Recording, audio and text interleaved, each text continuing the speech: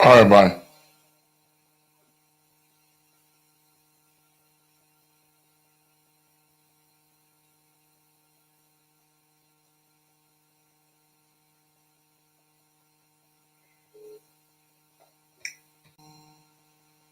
Feeling cold.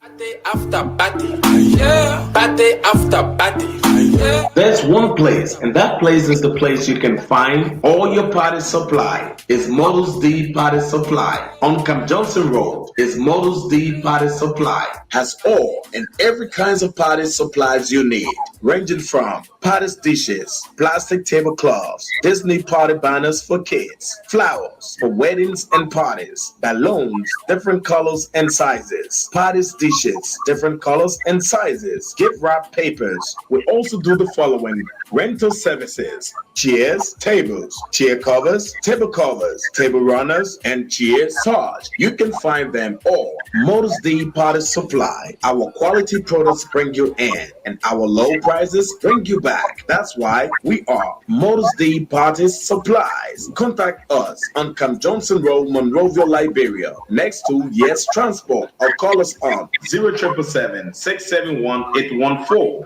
0886 777 665.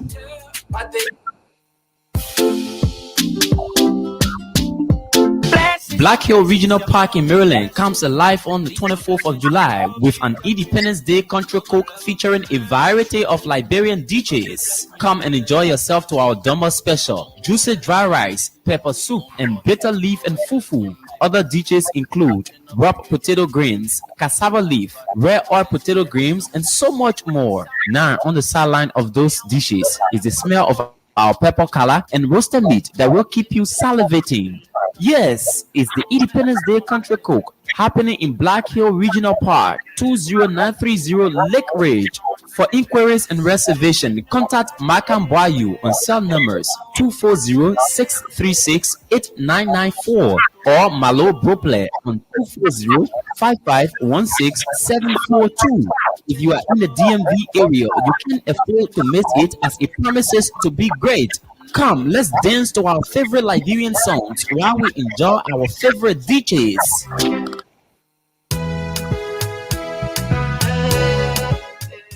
Are you looking for a property to buy or rent? Are you a property owner and looking for a quick and suitable way to sell your properties? Are you looking for a house, an apartment, or land to buy in Liberia, West Africa? Look no further, because Superior Real Estate has all the solutions to your problems. They have beautiful acres of land and comfortable homes for you to buy now.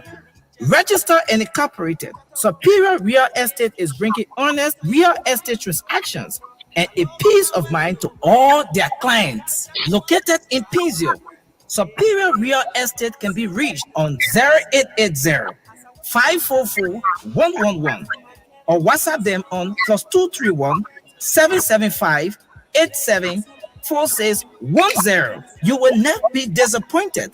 Superior Real Estate. Real estate you can trust.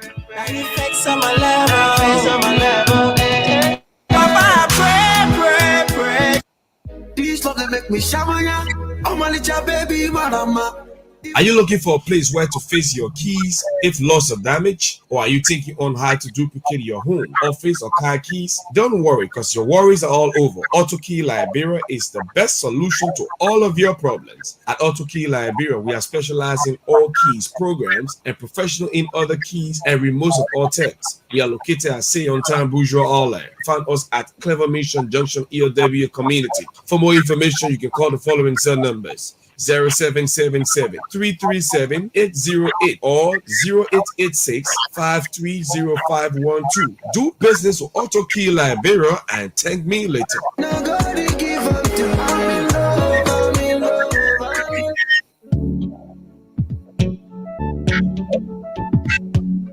We all know the headache we go through sending money to our loved friends and family in Liberia. high fees, long lines in banks, the usual complaint of the system being down, such a waste of time and energy. That is why I was very happy when I learned that SendWave is now in Liberia. So now I can send money anytime from anywhere directly from my smartphone to the MTN Lone Star Cell mobile money account of a loved one, friend, or family within seconds for just a tiny fee. So download SendWave now to your phone from your Apple Store or Google Play Store. Add your details, and don't worry, they are very safe and secure. And start sending money today. Don't forget to insert the promo code COSTA to get free $5 credit added to your first transfer. SendWave is secure, super fast, and by far the most affordable way to send money to Liberia. I'm Henry P. Costa and a very happy customer. Thank you.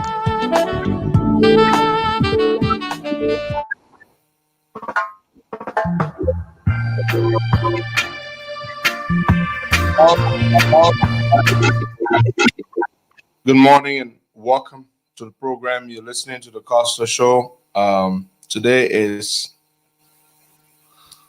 Thursday, the 17th day of June 2021. The time in Monrovia is 7:31 a.m. The time in Delaware, the USA, is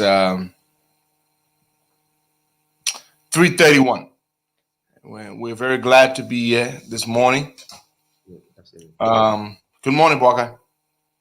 Good morning, Costa, and good morning to our many listeners home and abroad. It's good to be here with you. Yes, it is good to be here. Folks, we are in a very serious situation in Liberia right now. COVID is on the rise.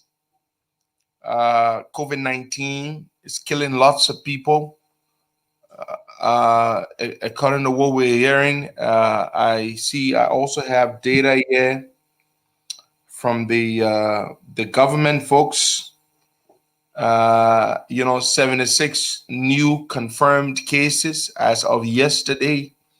And of course, there's no new death according to the government, but it's increasing, and it is scaring. People are complaining about this. And lots of people are getting sick. I know people who have told me that their loved ones, their relatives, have contracted it. Now, there are people who are saying, now I want to be careful not to stigmatize our Indian friends, but there are people who are saying to me that since, because there are lots of Indians who go to Liberia, and India is the worst COVID situation right now. Yeah. The Indian people, we're very sorry for what they're going through, but they're very stubborn. It must be said. They've allowed their traditional and cultural practices to make the situation worse for them. And there are lots of Indian. In fact, some of the very first people that brought COVID to Liberia were Indians. In the very beginning, it can be recalled. So I'm told that this new spike is as a result of a lot of Indians, going to Liberia. Now, we're not trying to stigmatize Indians, but India has a terrible case of COVID, the worst in the whole world. And it doesn't look like it's going to go away anytime soon. First of all, they don't have enough vaccines for their 1 billion plus people. Second of all, they are logistically challenged. And the worst of all, they would not stop their practices where they bathe bodies and they do this and they do that, and they just don't observe COVID rules. They're just, I'm sorry. That's why the situation in India persists. So I am told that this new spike of COVID-19 is coming from India. That's what I'm told. Well, I got 76 new cases, just like that.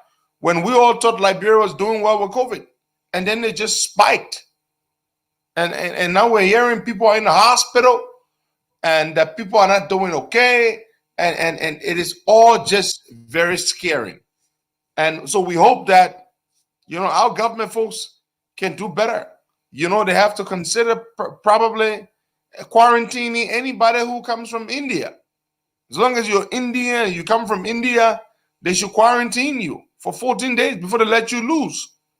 Because, we don't want people bringing this stuff because, part of the reason why India is struggling with COVID and they can't even curb it is because they don't have the resources.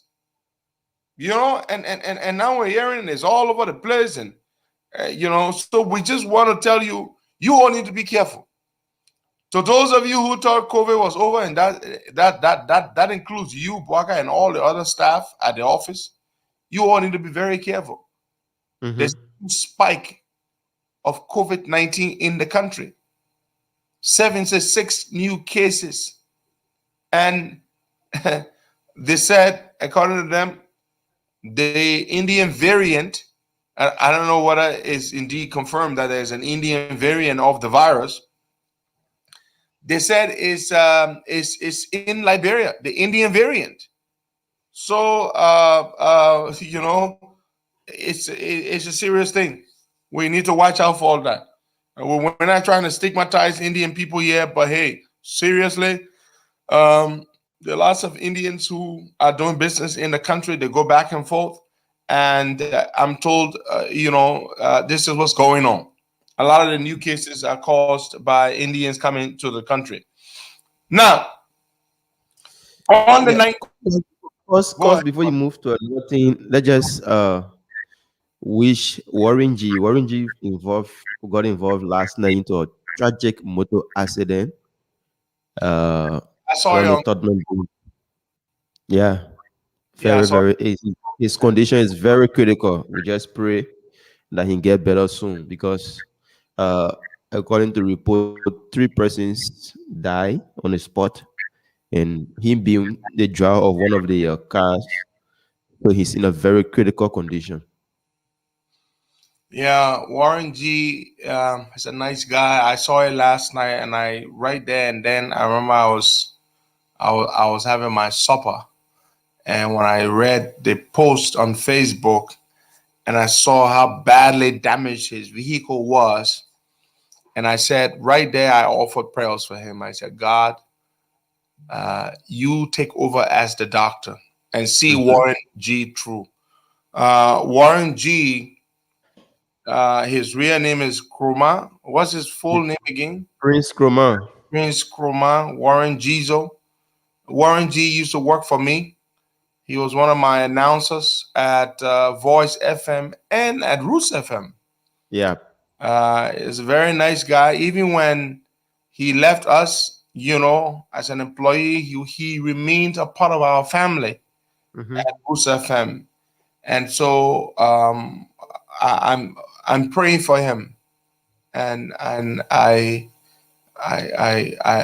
praying for him. I pray that God will see him through.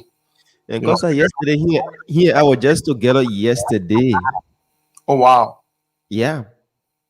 Oh wow! So Warren G, you're in my prayers, my friend. My friend, I beseech God Almighty to take over and to be the doctor, to heal you, to spare your life. And my sympathies to the families of those who lost three of or those who lost their relatives and loved ones in that tragic accident. So we're praying for you, Lord, Warren. We're sending you prayers, and we hope that you will pull through. You're a very nice guy, and we appreciate the time we've known you, and that you've worked with us, and you've become a part of our family. Warren Gizo, very cool guy, very, very cool guy. Yeah. So let's move on to something else here. Former Vice President Joseph Yuma Boakai will appear on Spoon Talk on Saturday from 8 p.m. Liberian time to 9 p.m. Liberian time, which will be 4 p.m. Eastern time to 5 p.m. Eastern time, and which will also be 5 p.m. Central Standard Time or Minnesota time. And it will be an interesting conversation with the former vice president. You don't want to miss it. It will be fascinating. Former Vice President Joe Boakai appears on Spoon Talk on Saturday at 4 p.m. Eastern Time, 8 p.m. Liberian Time or GMT. We want to reach our dear sister, our dear beloved sister-in-law, Mrs. Winnie Dennis David, the wife of our dear beloved brother, Mike Fire David. Winnie, we want to say a big, big, big happy birthday to you today as you celebrate your birthday, another birthday in good health and in good spirits. We wish you all the best. This is from Brother Mike Fire David, your beloved husband. This is from the kids. This is from all of us at Roots FM or the Costa Show family. We love you. We appreciate you, and we wish you all the best. And we wish you many, many, many more happy returns of your birthday. And this morning's show is exclusively dedicated to you, Sister Winnie Dennis David, our sister-in-law, as you celebrate your birthday. Patrick GK. Patrick, I don't know your full name. I only know you as Patrick GK on Facebook. I had an opportunity of meeting Patrick on one of those trips I made to Minnesota. He's a nice guy. He's a big supporter of our work. Patrick GK, that's his name on Facebook. Patrick, today's a birthday. And then I had an opportunity of meeting Patrick's family.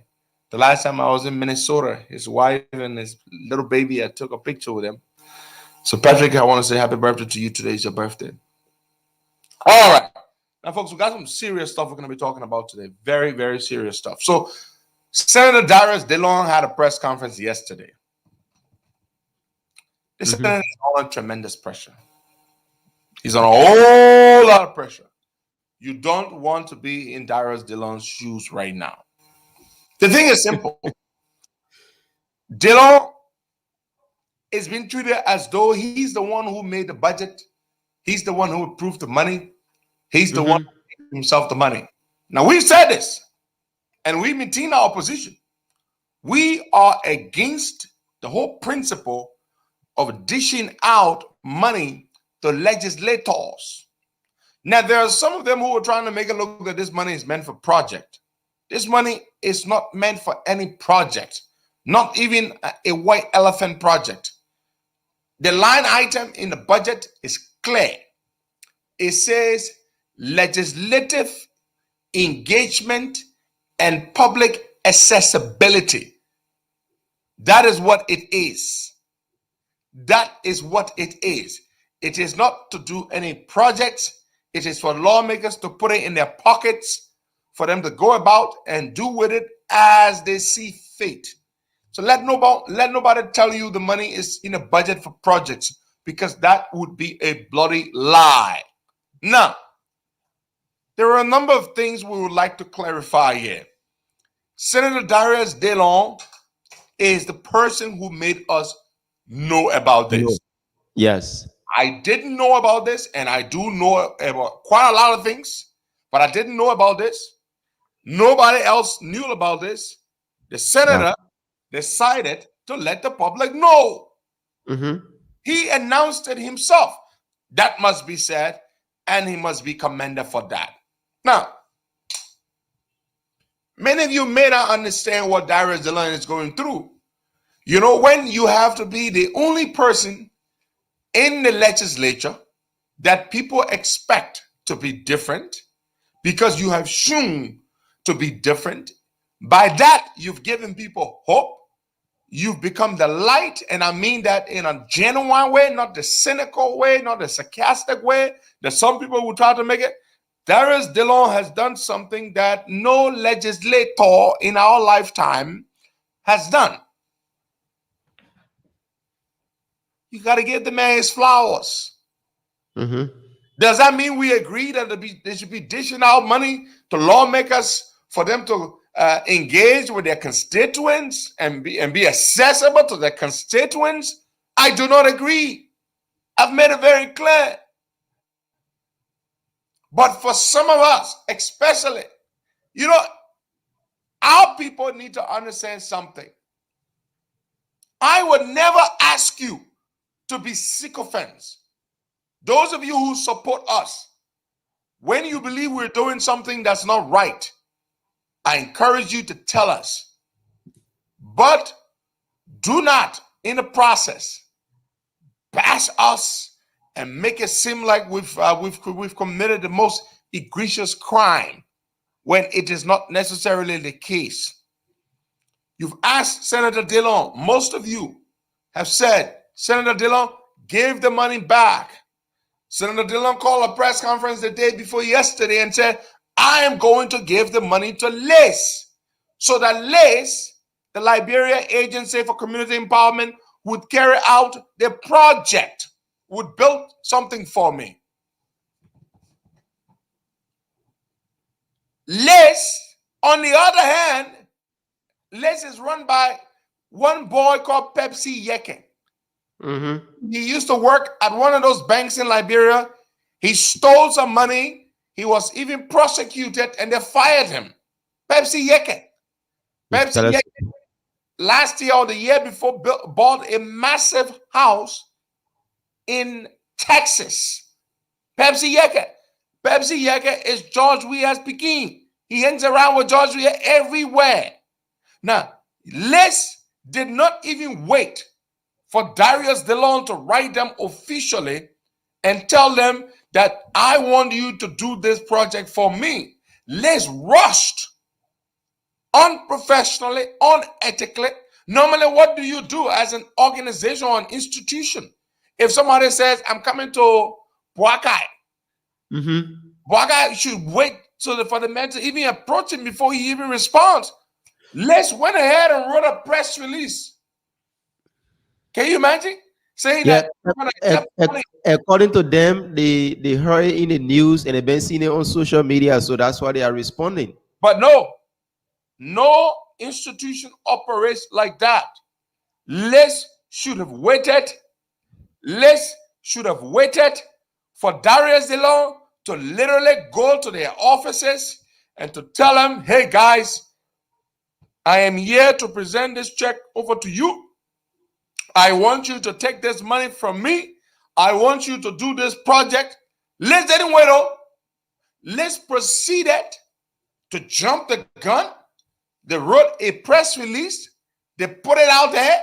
Oh, we heard that you want to bring your money, but we want to say that we will not take your money. That is not how institutions operate. Sure. First of all, what did they do?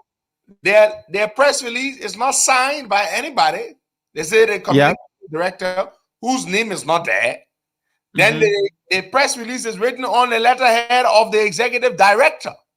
But the executive director does not sign. Instead, it is under the so-called what you might call it, communication director, whose name is not even there.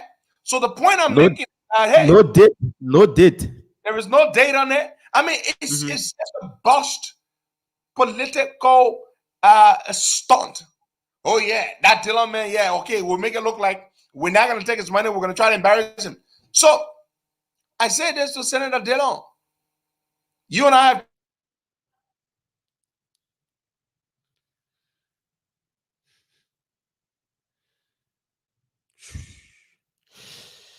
Okay. It's like there is a little. talked about it. Okay. What was it, Bagay? What was it? Poor guy, Yeah. what was it? What caused that disruption? Poor guy? Oh my God. Poor guy. Folks, just bear with me. Me too. Okay, cause What is the problem? the internet, so we have to switch to the other one. Okay, fine. Yeah. Just tell me. That's it. Mhm. So now, let's act very unprofessionally. But of course, I'm not surprised. It's run by one idiot called Pepsi Yeke. And he's George, we are right hand picking. You know, all the projects you see Liz doing all work, he and Joey are stealing money there in the name of doing projects. Yep. Yeah, but Costa, my problem is if they are saying that we can do an individual project, then I don't know, is the president exempted from this or what? Because they are carrying on the housing unit for the president. So I just don't understand that part of it. But that's what they act as though that his money, that not his damn money.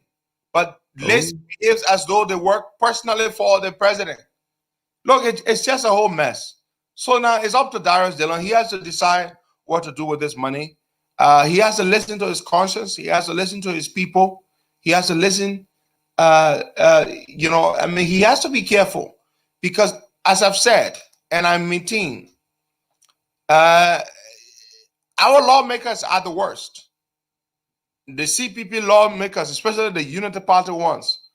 I can understand the way citizens behave. They don't really care. They do whatever Austria wants them to do.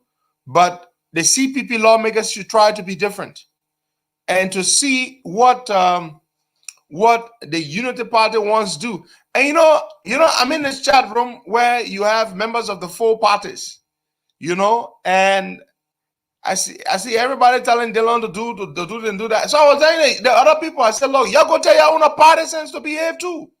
Why you don't tell your own people? Morris said to mine and Milton TJ and all the other people.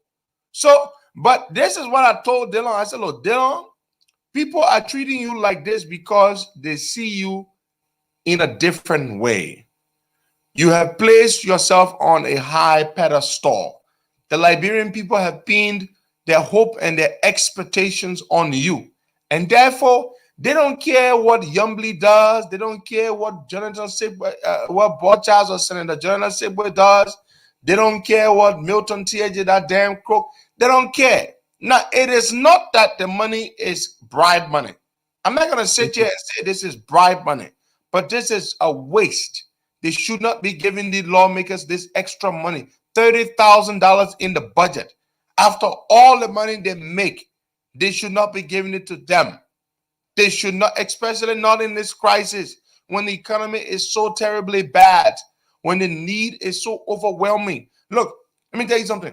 A friend of mine got in touch with me yesterday, Cypher.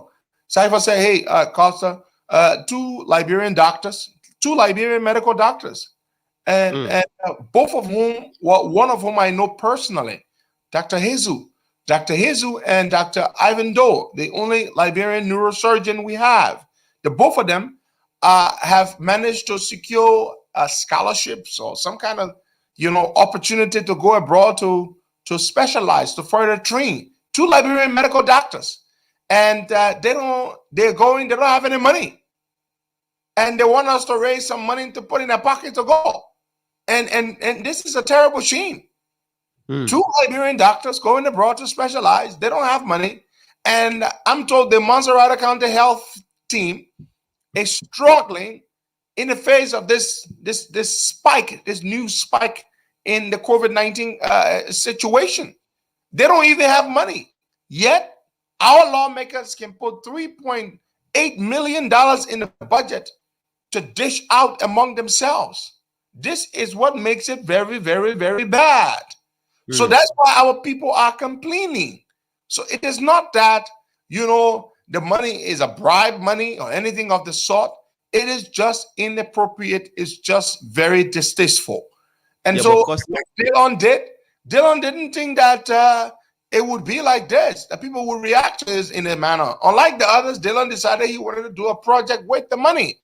But the other, but I'm gonna Costa, have when you say the people are concerned, people that's why people are raising eyebrows because as only see Darius they don't be being the only person that they are raising eyebrows on yeah, here. because the Not, people not because of them. Dylan, because the Yeah. people only look to Dylan because Dylan is the only one who gives them hope. Because Dylan is guy, it's the same thing. It's like uh, you're dating a woman, right? Mm. This woman was in a bad relationship. Her boyfriend or her previous spouse was very bad to her. He was abusive. He treated her very badly. And then you came along and you encouraged her to leave that bad guy to start dating you. And you told her you were going to be better than the guy. So, and you showed her signs that you are going to be better than the guy she dated. Then she leaves the guy. She gets to be with you. And then she begins to expect you to be better. So what you've done in that woman, you've raised expectations. That's what you've done. You've raised expectations. She expects you to be better. So you can't suddenly say, but why are you only talking about me? Why are you not talking about what your ex-boyfriend used to do to you? No, you are better or supposed to be better because you promised that you would be different. You promised that you would treat her nicely. You promised that you would be nice to her kids. You promised you would be different. And so that is the reason why they treat you the way they treat you. So the woman is going to expect you to be different. You can't say, "Oh, you don't appreciate me. I don't beat on you. Your old boyfriends will beat on you." No, you don't. You shouldn't even be saying that because you told her you don't beat on women. You told her you are a different guy, and so you're not going to keep telling her, say, "Oh, why you not happy? Why you not grateful to me?" Because no. Because you raised the expectation in her. And so that is exactly where Senator Dillon is. Senator Dillon is in a place where he raised the expectation. I know sometimes we are a little unfair to Dillon. I'm going to be the first to say this. Many of you, and I can understand it more than most people because in some ways, Dillon and I stand in the same place, sort of. People expect us to just be different. People treat us very differently, and that is exactly why, Mother Nora Hook say, "Why I give an example with man, woman?" But yeah, that's what could come to mind. You meet a woman. The woman she's a good woman, but she had this good for nothing son of a swine as a boyfriend or husband who treated her very badly. And then you come along, you say, "Oh man, leave that guy, man. That guy is a messed up guy. I will treat you nicely." And you do all kinds of things to impress the woman. The woman leaves the guy, she gets to be with you, and then you start telling her, say, "Hey, you not appreciate me? You know I'm better than the guy you're learning to make to treat you bad." Stop talking about that. In fact, that's the only reason why you even got the woman in the first place. So Costa, what I'm saying is that I want for apart from Monserrato, now the citizens here in Monserrato are telling that Senator Darius Dillon to take this money back, do this, he shouldn't do this. I hope other counties can follow the same, like Lofal and Magibi, the and do other what? counties. Hey, my man, lead that team, man. Why you wasting? Look, let me tell you something. The only time the Liberian people will be very honest and will be very supportive of the fight against corruption is when it is led by the president of the republic. And of course, that president is not going to be George Weah. What Dillon is doing is highly commendable. It's highly commendable. That is why people are treating Dillon in this way. Because Dillon has shown the light. And people are seeing. And so people are speaking the way they are speaking. But the only way, and there's a lot of cynicism. A lot of Liberians are cynical when you talk about being different because they are so used to everybody being corrupt that when you try to be different and you strike out and try to be different, they don't believe it. So the only way the Liberian people will really be honest and will be supportive in a fight against corruption is when that fight is genuinely led by the president. And that president will not be this idiot in the mansion. It will be somebody else. Hopefully, the president who succeeds this Sanama Swan in 2024. The Liberian people generally don't believe that anybody can really is honest about fighting corruption. When you stand up and you try to fight, people look at you like some people look at you, they just, how are you, man? That ain't doing, they're pretending or whatever. The only way they're going to believe it is when it is led by the president. Liberian people are followers. They're looking for a real, true leader. The reason they even gravitate to Darius Dillon is because they see in him that leadership. He encourages them. He gives them hope. But the one person that can make the most impact, it's not Dillon or a number of representatives and senators. It would be the president of the republic. If the president of the republic starts to fight corruption, and again, I'd like to say repeatedly, it is not going to be this son of my swine, George Weah. It is going to be somebody else, hopefully the one who succeeds him in 2024. If that person begins a very strategic, surgical, genuine fight against corruption, the Liberian people will initially adopt the wait and see approach. Let's wait and see. They will wait. And when they see and they believe that it's genuine, they will jump on board that bandwagon and they will all be very supportive of the fight against corruption. But until that is the case, whoever stands up, whoever tries to fight now, some of your own, I mean, it's just going to be hard for people to believe that you're any different. But Dillon must be commended for what. Yeah. So let me just ask you this question. Now, you as an individual and having a voice in the country, Dillon have tried his best. He unearthed the issue about the 15K, and some of his supporters said that he should give it back. He decided that let me give it to Liz, so Liz can go ahead and carry out this particular project. And Liz is saying that no, I just can't take this money because it's an individual money. So now you, as Heron Costa, if this was you, what could be your next code of action? What next will run to your mind that I should do with this particular money? My next course of action would be I'm not going to give that money to the legislature back to put it in their account because they will steal it. So I'm not going to give it to them to steal it. I'm going to go and donate the damn money, for example, to the Montserrat County Health Team that is combating COVID-19.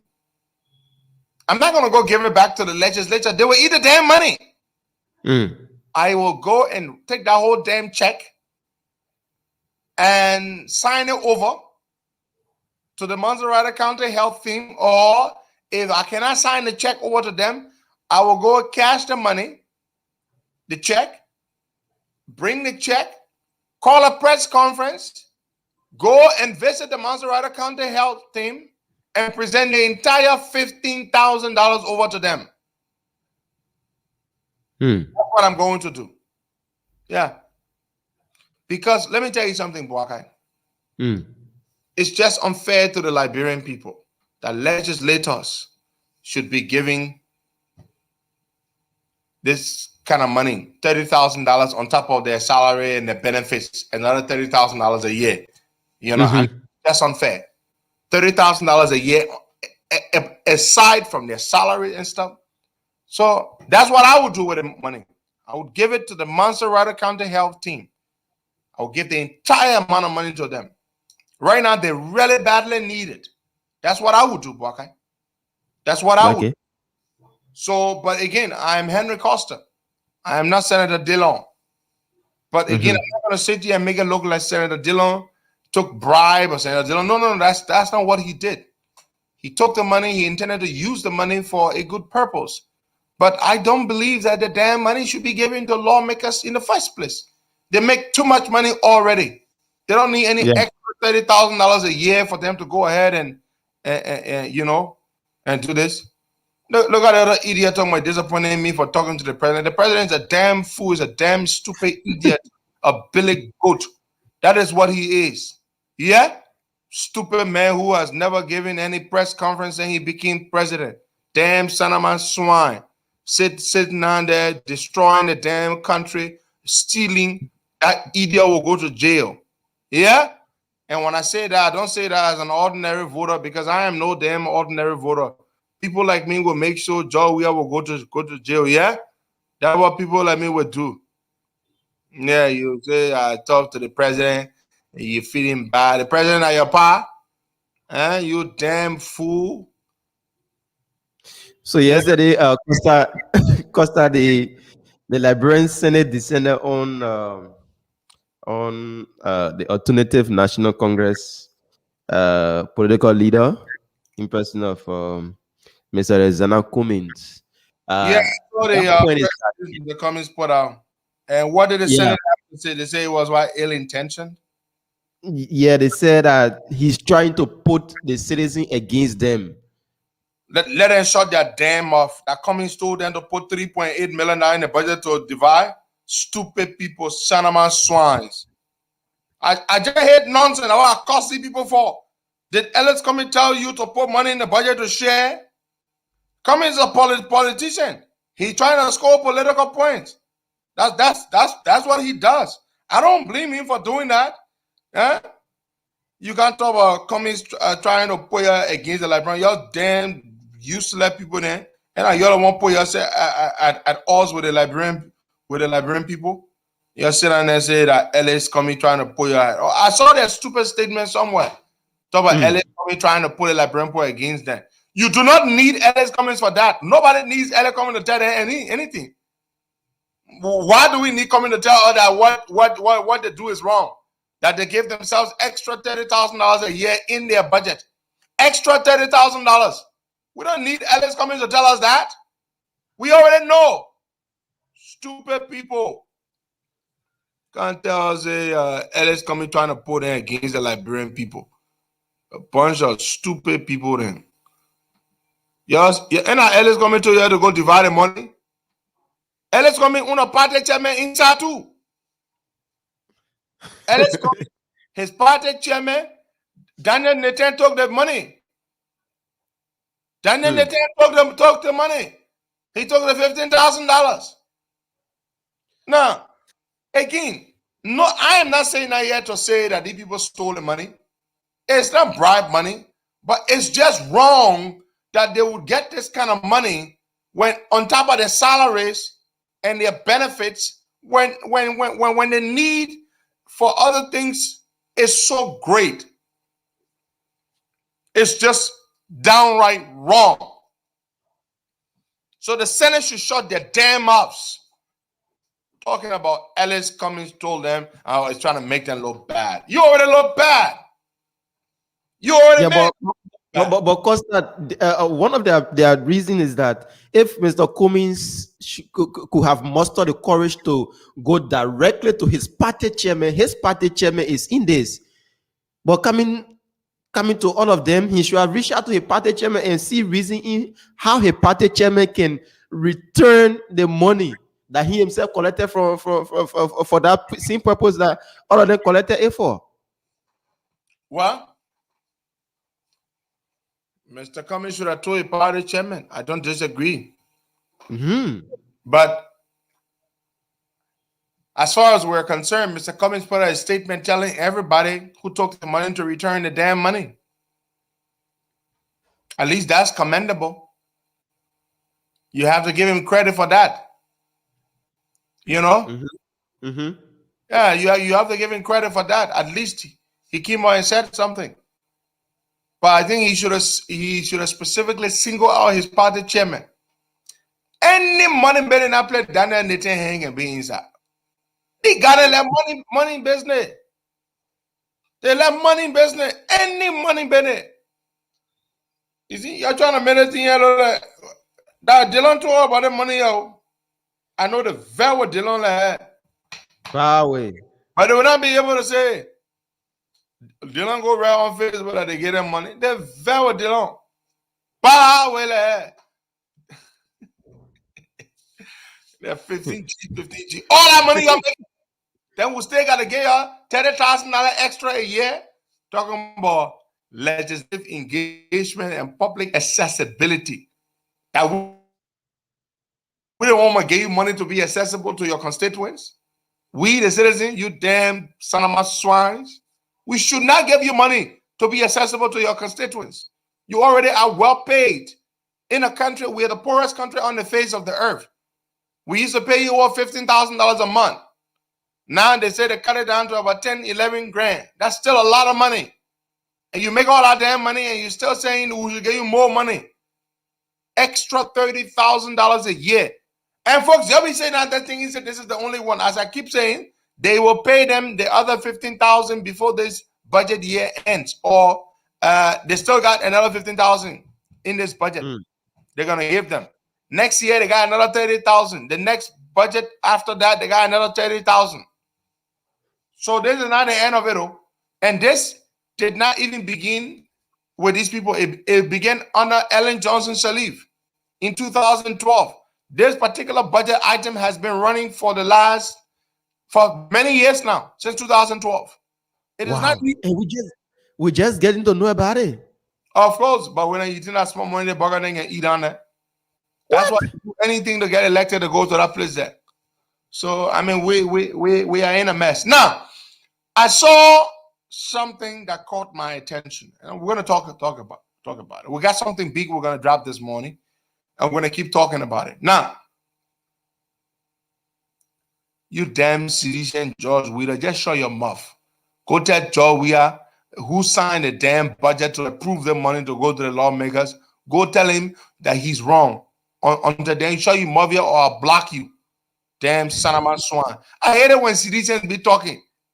You have no right to talk. You're stupid fools. You sit on there, you defend your people while they do wrong for the same reason. Then you criticize other people. How can you say it's wrong for people to take the 15G, but then you don't criticize your CDC lawmaker? You put your mouth on Darius Dillon. It's just nonsense. We are saying our people should not get the money. Instead, you are saying our people shouldn't have gotten the money, but you are not saying your people shouldn't have gotten the money. You're just damn stupid people. That's what it is. Now, something here I want to talk about.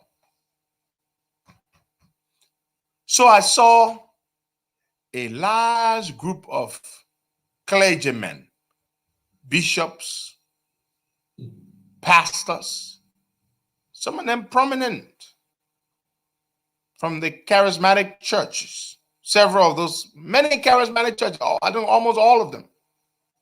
Bishop Isaac Winker and all those people.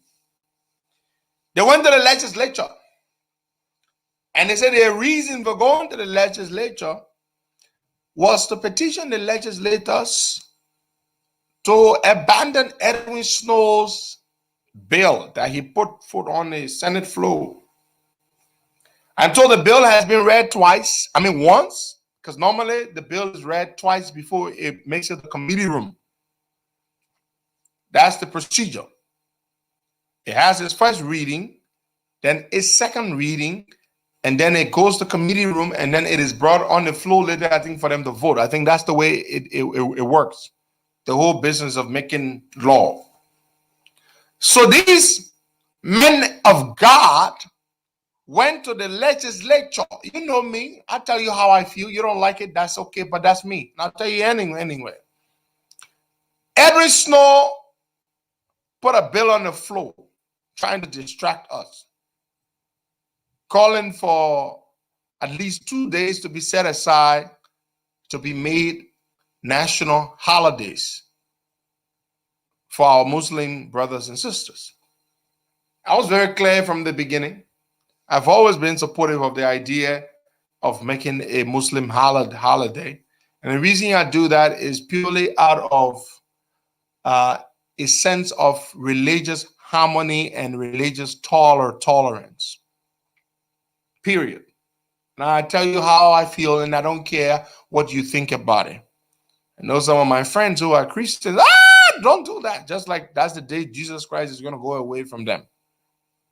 Anyway, I saw the thing. I was shocked. I see pastors, bishops. They went to the legislature. They told the lawmakers, do not honor or support Edwin Snow's thing. We have come to say that, listen to what they said. This is what I have a problem with. We have come to tell you that, hypocrisy is something. What I'm about to say here, some of you pastors, I know you're going to get angry with me, but I'm about to tell you something. Just wait. We've come to tell you that you should not support Edwin Snow's bill, which, by the way, I don't care about Edwin Snow. Anything Edwin Snow does, I don't support it. Period. Edwin Snow is such a bad, nasty, sleazy son of a swine. Nothing good comes out of Edwin Snow. Edwin Snow is a devil. It's like, the devil never gives you any free gifts. That's who he is. So nothing good he does. So, but they went to the legislature and they said to the lawmakers, do not support Edwin Snow's bill to make a holiday for Muslims in this country. And the reason, it will undermine the peace of the country. To make, amen. Parker, please confirm this, man. Somebody told something about Warren G. and I pray that is not true. Please confirm it. I just saw that post. Just not again. Yeah, but we'll find out. I pray that is not true. Oh Lord, I pray that is not true. No, I pray that is not true. Anyway, so these pastors and bishops, they're saying, don't support Edwin Snow's bill. It will undermine the peace of the country to make a holiday for Muslims. How? Did Jesus Christ tell you that? Tell you what. Did God Almighty tell you that in a vision? That if we give one holiday to Muslims, it's going to undermine the peace of our country? How? I saw the thing. I was like, what? These guys actually went to the legislature to petition them to not consider Edwin Snow's bill on grounds that it would cause trouble in the country. And yet, they are supposed to be pastors, men of God, who preach the gospel of Jesus Christ, who embraces all people. You think Jesus Christ would tell you not to make a holiday for Muslims? Do you think Jesus Christ cares about that? Let me say something to you. We always like to say this nonsense. We are a Christian country. We are not a damn Christian country. If we were a Christian country, by the fruits you shall know us. We are a country of damn wicked people. Your president is a damn pastor or a fake ass pastor. Yet he's the biggest criminal there is in the country. They are murdering people in cold blood. And yet you say he's a Christian. You're not a Christian because you call yourself a Christian. You're a Christian by how you live. And that's what the Bible says, by their fruit you shall know them. So this whole nonsense of people say, Liberia is a Christian country. Your former president was a Christian or is a Christian. The Speaker of the House is a Christian. The pro tem is a Christian. Most of the representatives and senators are Christians. Yet, we are a terribly poor country led by a bunch of wicked people who go to church on Sunday.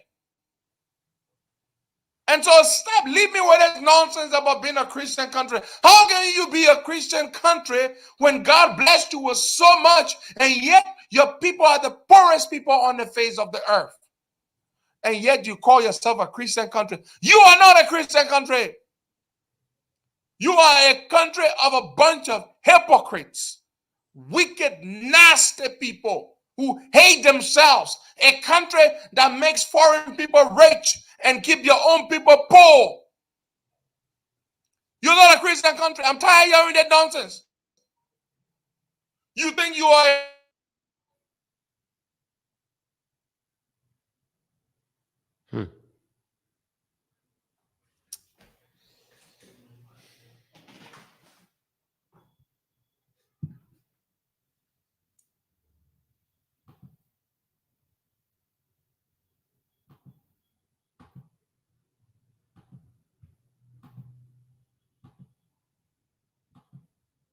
nonsense. You're not a Christian country. So you just need to stop this nonsense. Christian country, you suffering your people. You can steal ahead. George, we are using the same damn Christian thing to fool some of y'all. After he steals all our damn money, he goes to that super play called near church. We use religion as a tool to fool our people. How can you be a damn Christian country when your people are poor? And Jesus Christ said you must look out for the poor. You must help the poor. You steal. You murder in cold blood. You do all kinds of terrible things. And yet you say we are a Christian country. When was the last time that these pastors and bishops preached against the wickedness that has been perpetrated by the government against their own people? When was the last time that you do that? Many of you are on boards. The president put you on boards. You're getting board fees. He goes to your churches. You give him the podium. Like Bishop Isaac Winker, you gave him your pulpit in your church to preach against his own people, to preach hate. And you dare sit down there and talk about Liberia is a Christian country? A man like Prince Johnson is supposed to be a Christian? When he murdered people in cold blood and every day he shows no remorse? He throws it in our faces. Man, y'all stop with the nonsense here. We are not a Christian country. We are some of the most wicked people on the face of the earth. How is it that the country is so blessed, so heavily endowed with so many resources, and the people can be this poor? And you can't talk about Christian country? You ain't no damn Christians. Bugger, you guys check the apps. I'm told the volume on the apps are low.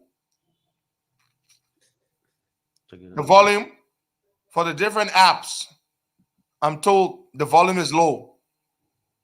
The volume on the different apps, I'm told it is low. So y'all just leave us alone with the Christian thing here. We are fakers. That's what we are. No good Christian would treat their brothers and sisters in this manner. You're more concerned about, you think Jesus Christ will care about whether Muslims have a holiday? Jesus wants you to, by the way you live, should win people over to Jesus Christ. By the way you conduct yourself, should win people over to Jesus Christ. Not by trying to prove that you're dominant. How dare you say if you give a holiday to Muslims, it will undermine the peace of the country? How can Christians be insinuating that kind of nonsense? You don't want to give a holiday to Muslims? Find another reason. Don't lie about peace, about undermining the peace of the country. Fine. You don't want to give a holiday to Muslims? Find another reason. You damn corrupt pastors. You think because you call yourself a pastor, so that makes you a real man of God? You're more concerned about, oh, we got to maintain this thing here. Liberia is a Christian country. It's a Christian country. Why you all sit down there and you're supporting bad things in a country? Stupid people. You all can go to hell. It's just damn annoying. It's just freaking annoying. That's what it is. Extremely freaking annoying. If you want to show me that you're real true Christians, do what the Bible says. That's what you do. Do what the Bible says. And you don't have to force anybody, shove it down anybody's throat.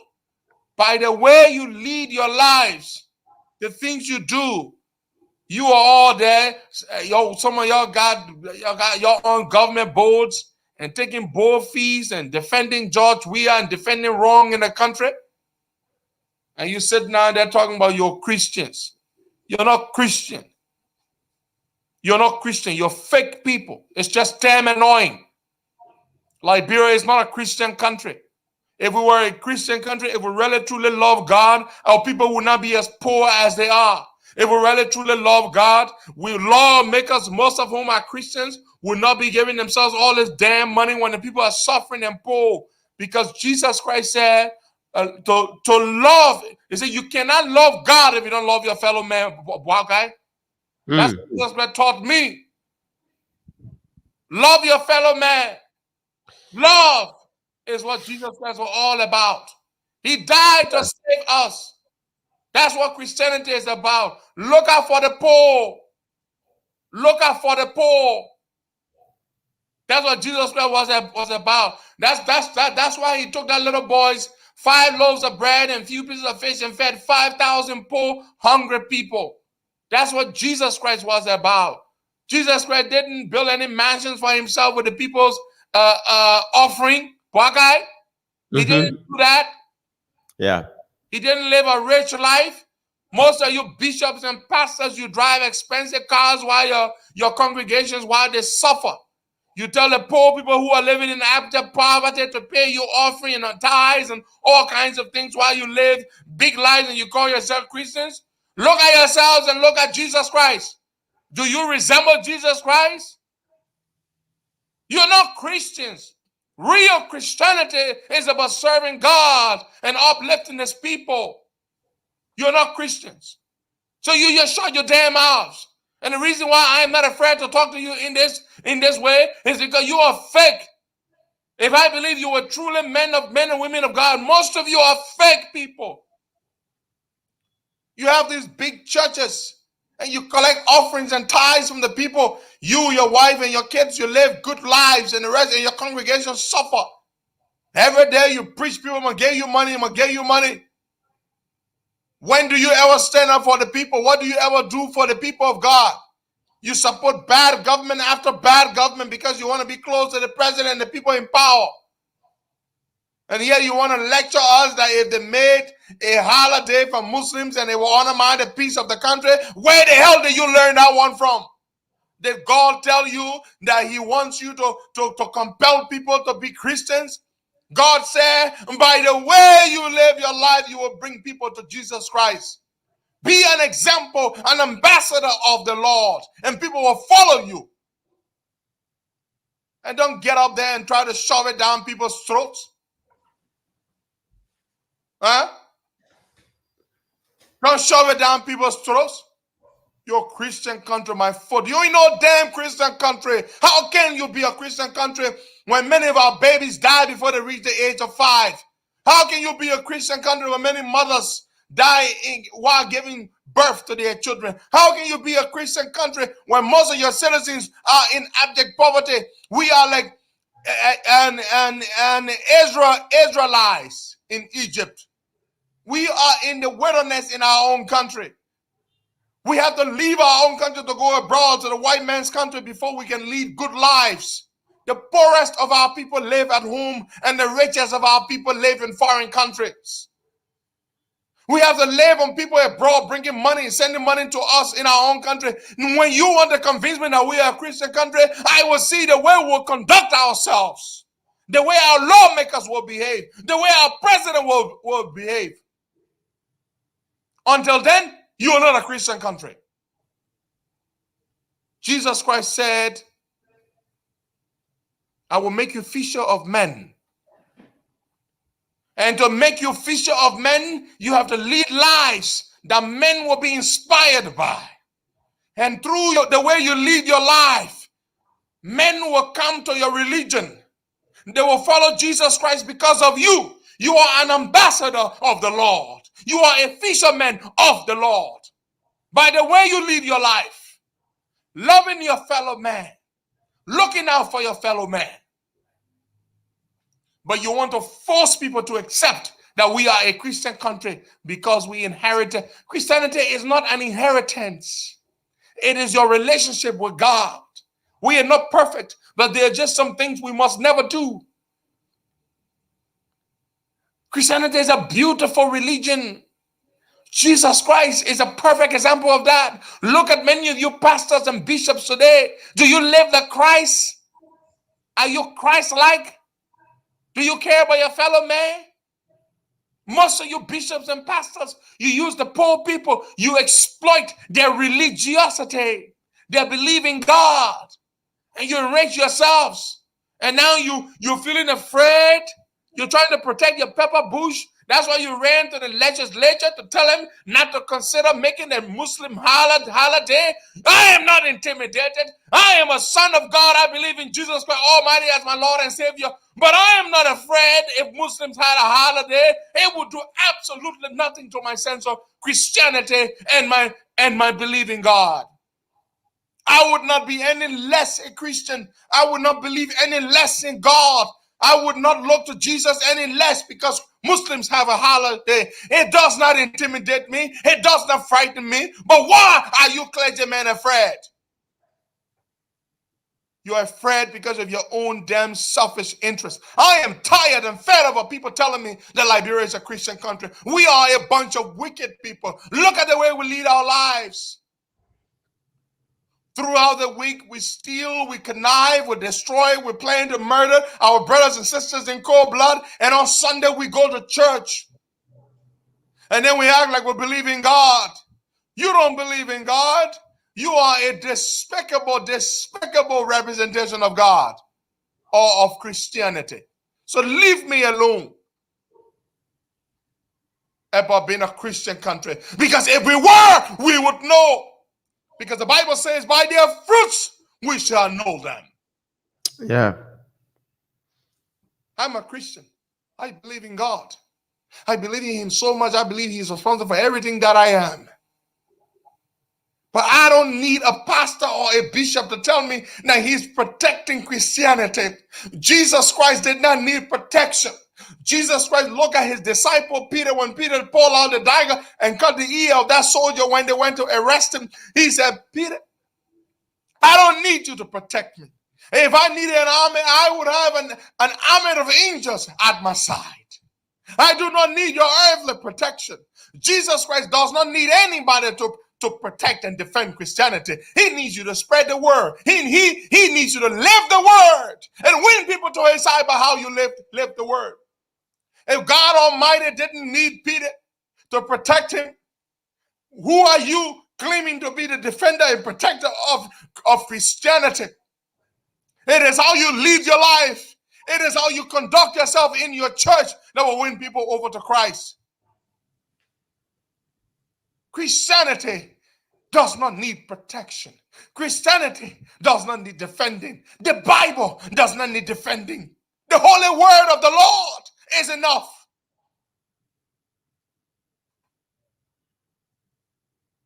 It does not need defending. So you can't tell me you're defending Christianity. God does not need defending. Jesus Christ does not need defending. You're not defending Christianity. You're defending yourselves. You're defending your own selfish interest. That is what you are defending. And don't use the name of God to defend and further your own interests because you want to continue to have dominance and control over your fellow man because they are your flock for you to exploit, to prey upon, to enrich yourself. My religion, my Christianity does not need you to defend it.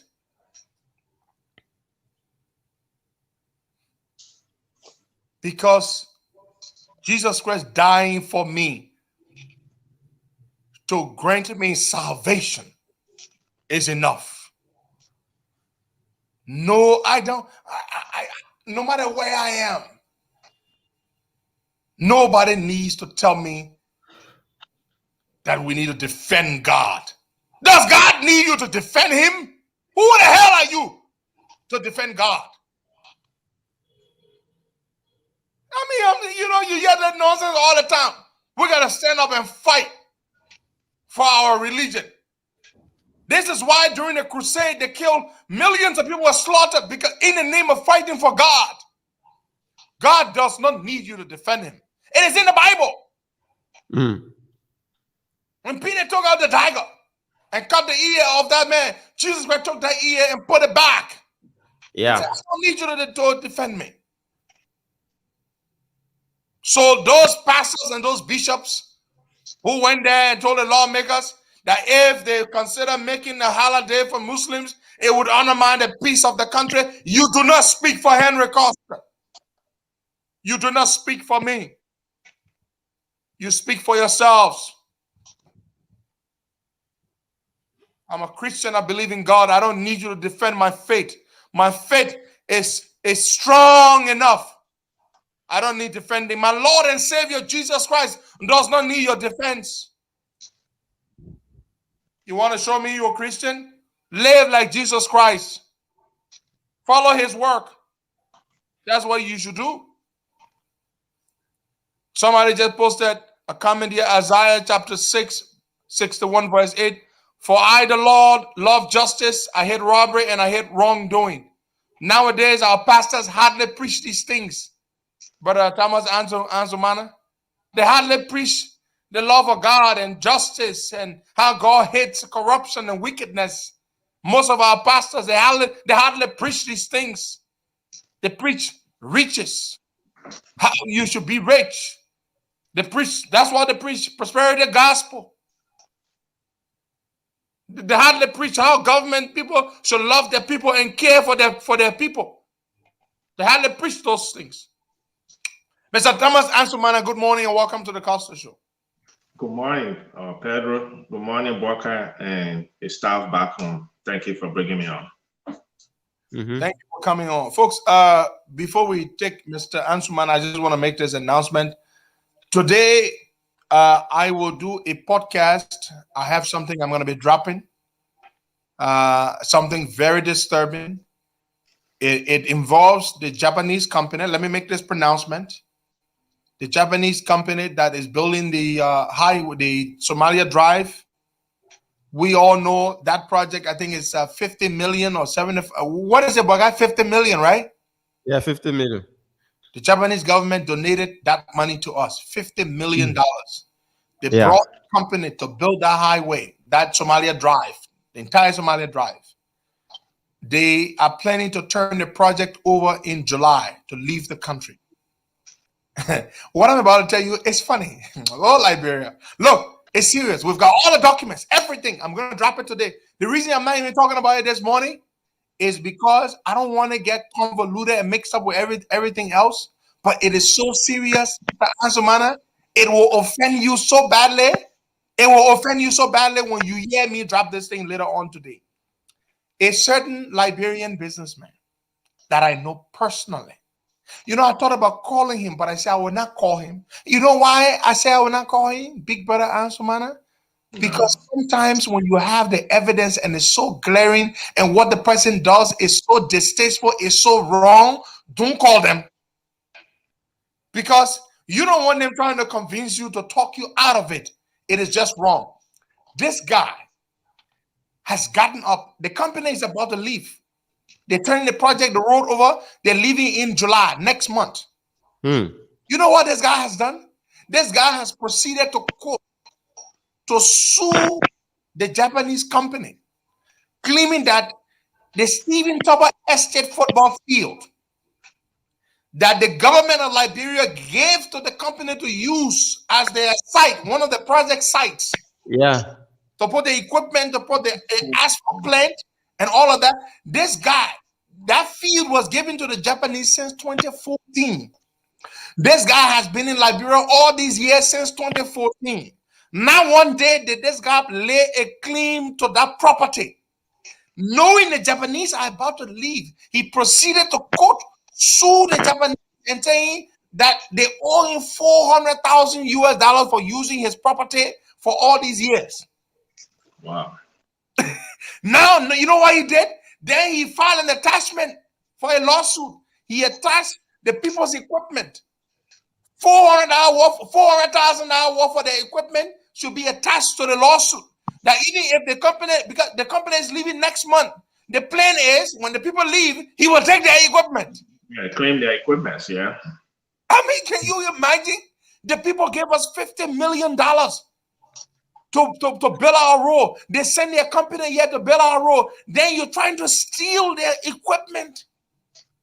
Stephen Toba Estate football field. I live in Stephen Toba Estate from 2003 all the way to 2009. This guy is claiming that this football field belongs to him.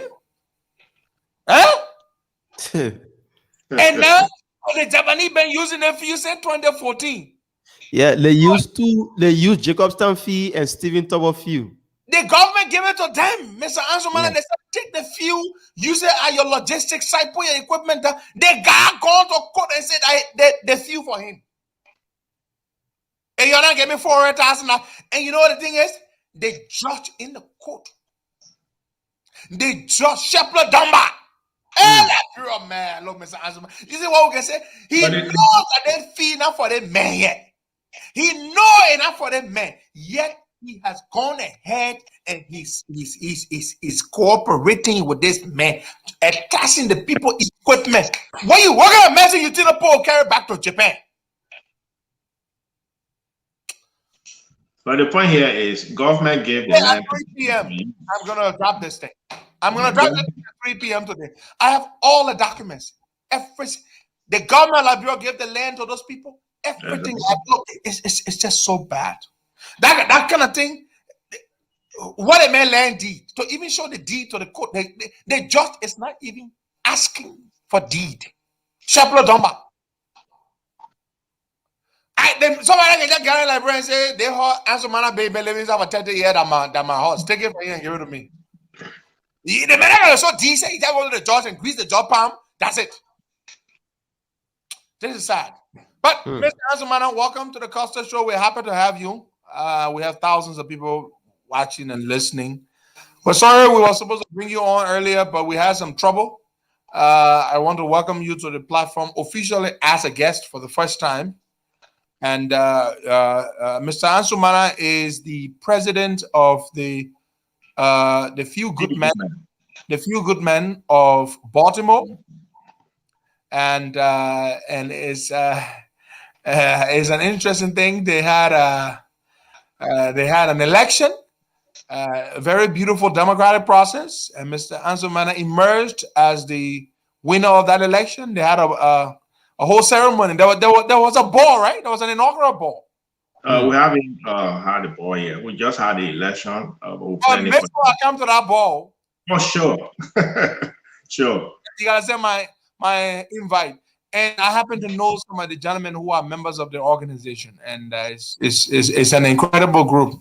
But yes, you expand the thing now. Let's set up the Delaware chapter too, so I can, I know you're you good man. It's open to anybody, but there's a process, in coming to the. We're gonna talk about that as well. Also, Mr. Ansomana is the founding chair of the Maryland state chapter of the COP. So we will talk about both things. And so far, he's doing a fantastic job with that chapter. The level of interest in the COP is amazing. And we're glad to have you. Mr. Ansomana, again, I want to say good morning and welcome. Thank you. And I'm privileged and happy to be on your show this morning. Good. Let's talk about a few minutes in Baltimore first. Tell us a little bit about that. My name is Thomas Ansomana, and I live in Baltimore, Maryland. I'm from Liberia, born in Liberia, grew up in Liberia all my years. I came to the United States based on our crisis in Liberia. And I've been here. I'm married with 4 kids. All my kids are out of college. And that's just in short about me. But about the Few Good Men. The Few Good Men was founded in 2014. A group of us Liberians who live in Maryland decided that what can we do differently from all other Liberian organizations that have been, created in America for our people in the state of Maryland, especially Baltimore City. So we came together with an idea that, we are going to be a social group, no political. Okay, and we formed a group of Feel Good Men, and presently we are 26 members of the Feel Good Men. Okay, and it is in Baltimore, but it's open to anybody, to any national. It's not only limited to Liberians. So our purpose is, it is really now not a political organization. It's not political, and we cannot support any political, but individual can be part of a political group. But the group as a Feel Good Men cannot support a political organization. So the purpose and objective is to promote peace and unity among brethren, and in the community, to help our brothers in case of despair, and moral or material, and financial assistance to our brothers, to serve as responsible source of mentorship for our children in Baltimore, especially the male children. We know in this country how our kids easily get into trouble. So we mostly focus our attention of our male, children, to mentor them, to advise them, and to take them to programs, especially those who have gone into trouble before. Okay, and so this is our work, and we are registered as a 501c company or organization. So we are legally, registered in the state of Maryland. And membership, you must be 40 years and above to become a member, and you have to have a valid state ID or a valid passport to be a member. And we have a committee set up to vet any member that want to come into the organization. Okay, you have to be a responsible person. It's not just anybody who we allow in this organization. And we are well respected in the state of Maryland. The governor office, the mayor office, know about our organization. We have to have 2 or more people who are members of Feel Good Men to recommend you to being a member. And there's an application that you have to fill in. And when you fill in that application, it has to be notarized before it can be even accepted by the vetting committee. And fees for the membership is $250, one-time fee. And after that, you have a signature fee, which is $100, and due is $5 a month. So signature fee is $100 and due is $60 a year and $250. So after you have done that, they're going to vet you. They'll visit your home where you stay and know the kind of person that is coming into the organization. So that is about the Feel Good Men. We have had so many programs for our children in Baltimore City, and we also have extended our brotherlyhood to other organizations, especially the one in Philadelphia, for the brotherly who in Philadelphia. They always attend our program, and we attend their program as well. So we are known worldwide. We have some Nigerians among us. We have Americans. We have different nationalities. Also, it's not only Liberians. It's not only Liberians. It's national. Yeah, anybody can come in at the age of 40, and you have to be vetted. We have a vetting committee. So about the Feel Good Men, what we do is at the end of the year, we have a program for our students. Okay, we put up prices for the highest GPA, high school, middle school, and elementary. So every year we award, the highest GPA. Okay, from three point up. The highest get $300 in high school, in middle school $200, elementary $100. And we encourage people also who did not meet up that GPA point. We get a certificate just for participation, just passing in their grades. So we are here to mentor our youth, especially the Liberian community. So that's about the Feel Good Men. Thank you very much. That is a lot. You guys are doing a wonderful job, and keep it up. When I reach 40, I will ask to join. And I'm not out, 40. one thing I left out by Field Women, when it was established, I served as a treasurer for the Field Women. Okay, and it's been existing for 5 years now. Our first president was Emmanuel G. Smith. He went 2 terms, 2 years per term. He went 2 terms. So I served under his administration as treasurer. The second president was Emmanuel Capet, and I served under his administration as vice president. So now he was leaving office, I decided to run as a president. And just as you explained how the process went, we went into 2 rounds and I became victorious. Beautiful. Now, let's move on to your other efforts, because you're a very busy man, always engaged in community organizing and serving the community. The COP, you've been involved as a member, and you offered to help us set up our chapter in the state of Maryland. So how is that coming, and how can people link up with you? Because I've had people come to me and say, "Oh, Costa, I heard you say there's a chapter being formed, and I would like to join that chapter." So tell us, how is it coming, and how are people reacting to your efforts to join the COP Maryland chapter? It's overwhelming, Mr. Costa. I have been involved in politics now since 1984 in high school, from high school days. I'm a member of the Unity Party from 1984. I was recruited by the late Dr. Edward B. Kesley. The man himself, who founded the party? Yes, the man himself. So I've been in politics for a long time, since 1984.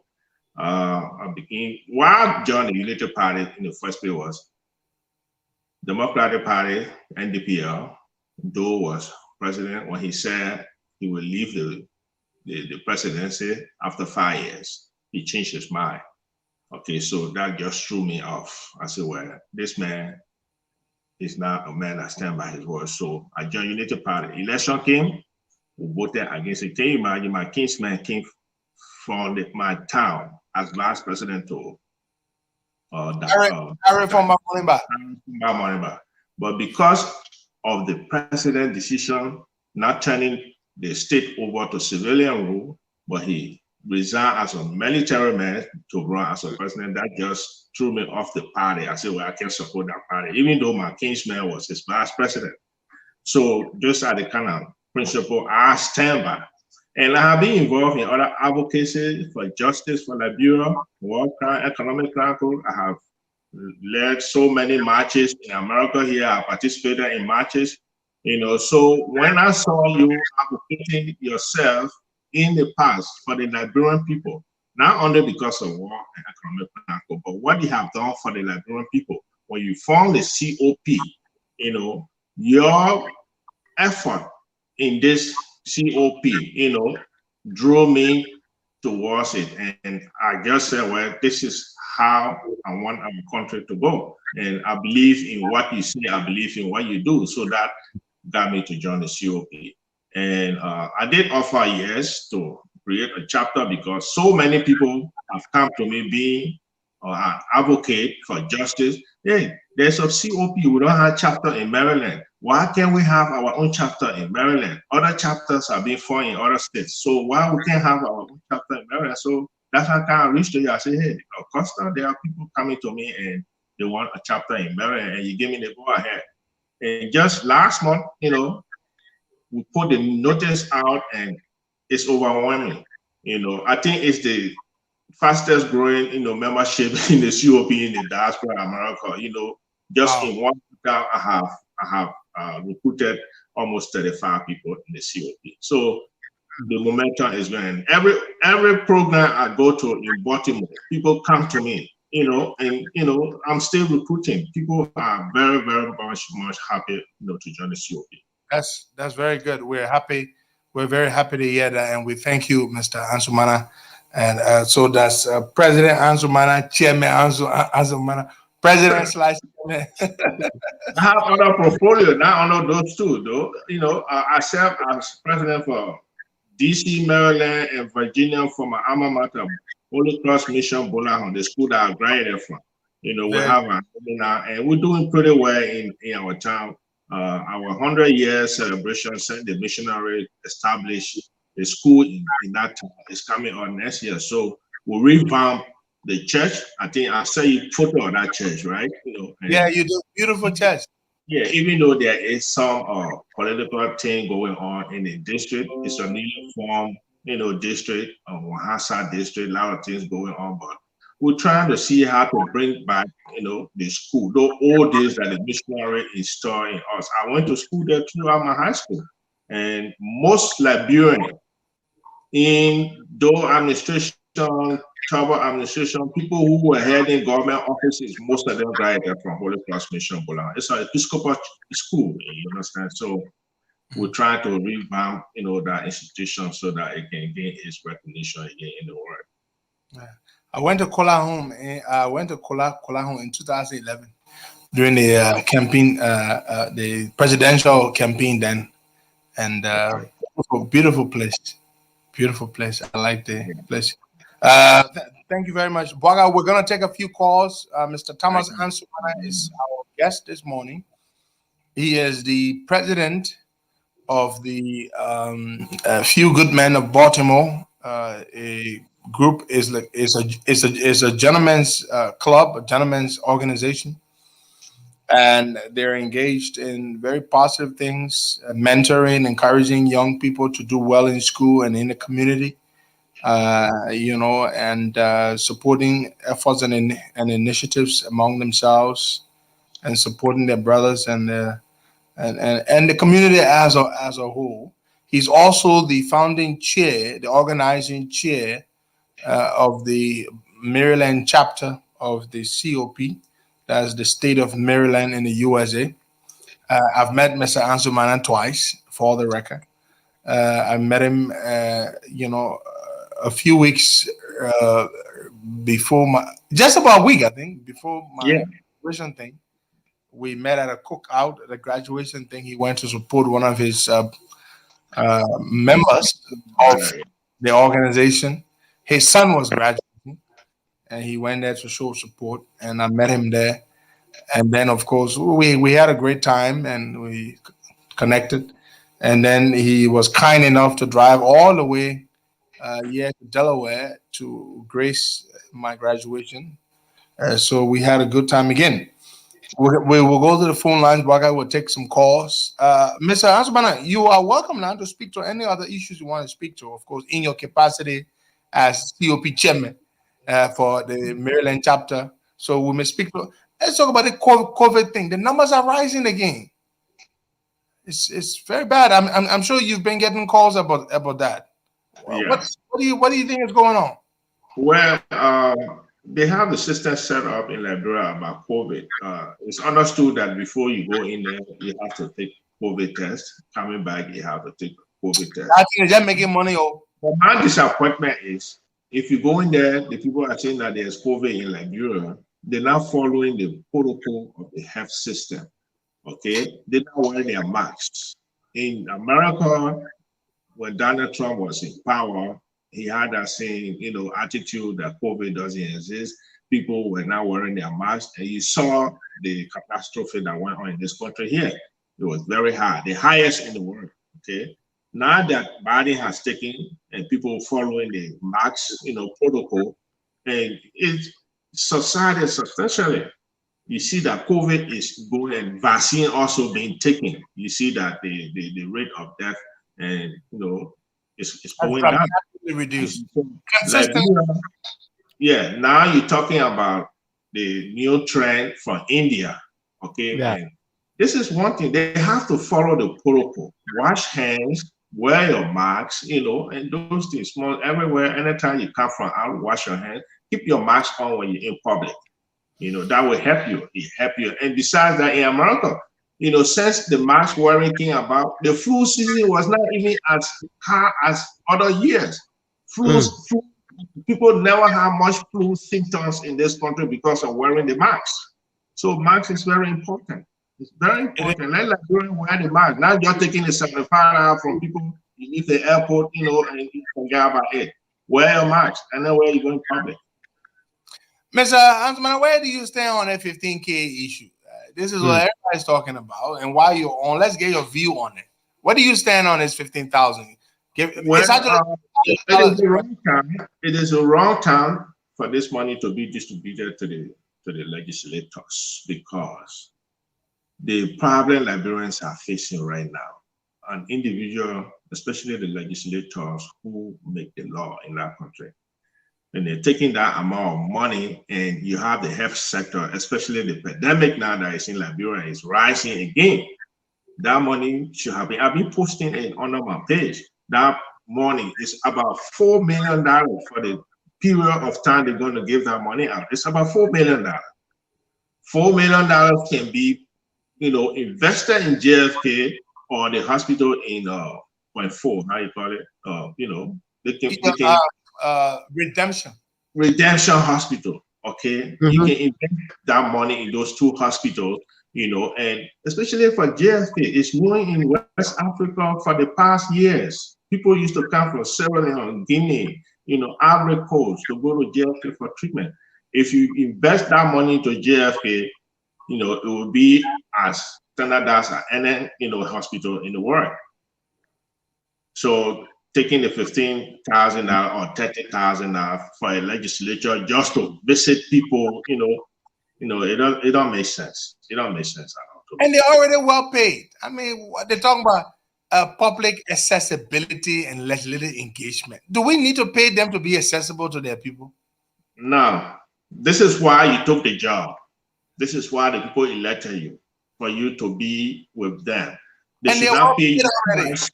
They should not pay you twice to go meet them. You already be paid, as you said. So you should not be paid for the second time just to go, interact with your people. That, is, like they say, it's just another way of, stealing the resources of Liberia. I can put it that way. Mr. Ansman, I'm told, they charge $75 per person at the airport. When you get there, you pay that $75. They say they do your test. They don't even really care. They just want to collect the money. Yeah. They're generating anywhere around $500,000 a month. COVID testing thing. It's big business. How is it that they can make all this money from the airport for COVID tests that are not even genuine or real? You don't even get results. Yeah. But then they count there, but then the health practitioners who are on the front line fighting COVID are complaining about resources. Why should they be complaining about resources when they're making all the money at the airport? Exactly. But because the money is now put in the system, it's going to individual pockets. That's why. And the health workers are not even getting paid. They don't pay them on time, and they, generating all the resources. Facilities are now being, taken care of, so it's going into individual pockets, and the system is rotten. Liberia, the system there is rotten. Just as you say every day, the next leader that coming into power will really, really have to work. And Costa, one thing I support you is that contract. The social contract. Yeah, the COP contract. That contract, it has to be binding. We got to stand by that. Anybody who coming into power has to stand by. He has to sign that contract. Yeah. What we're gonna do? What we're gonna do as COP? We already have an idea what we want to be in the contract. For example, we want a war and economic crimes code. That is, if by that time George Weah is now pressured into doing it by the international community. We'll put that there. We want a war and economic crime code. We want the establishment of a fast-track anti-corruption court. Fast track. We will want all the people in government when they come in to not only declare their assets with the GAC or the LSCC, but to publish their assets as well. Publish it, yes. And publish their assets. We want to see the assets. We also want the government to commit to, when they're in power and somebody is accused of stealing something somewhere, let the person be suspended while they face investigation and prosecution. You can't be in a position an audit report indicts you, right? And then you're Right. still in your It's getting, position. yeah. We can't have that. So there are a whole long list of things that we want the government to do. We also want them to reduce their budgets. The budgets are too big.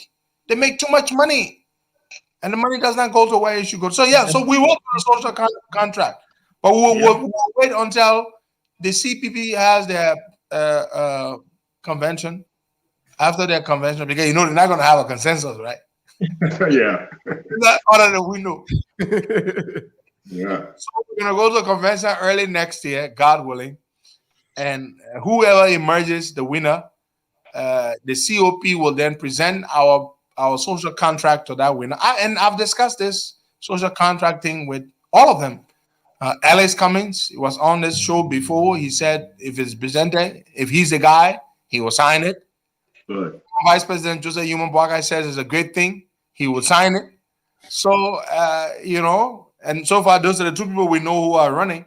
So one of them will be the one who will sign this thing, and we'll solicit signatures. So it's going to be thousands of Liberians who will sign, and that person who will be the candidate for the CPP will also sign.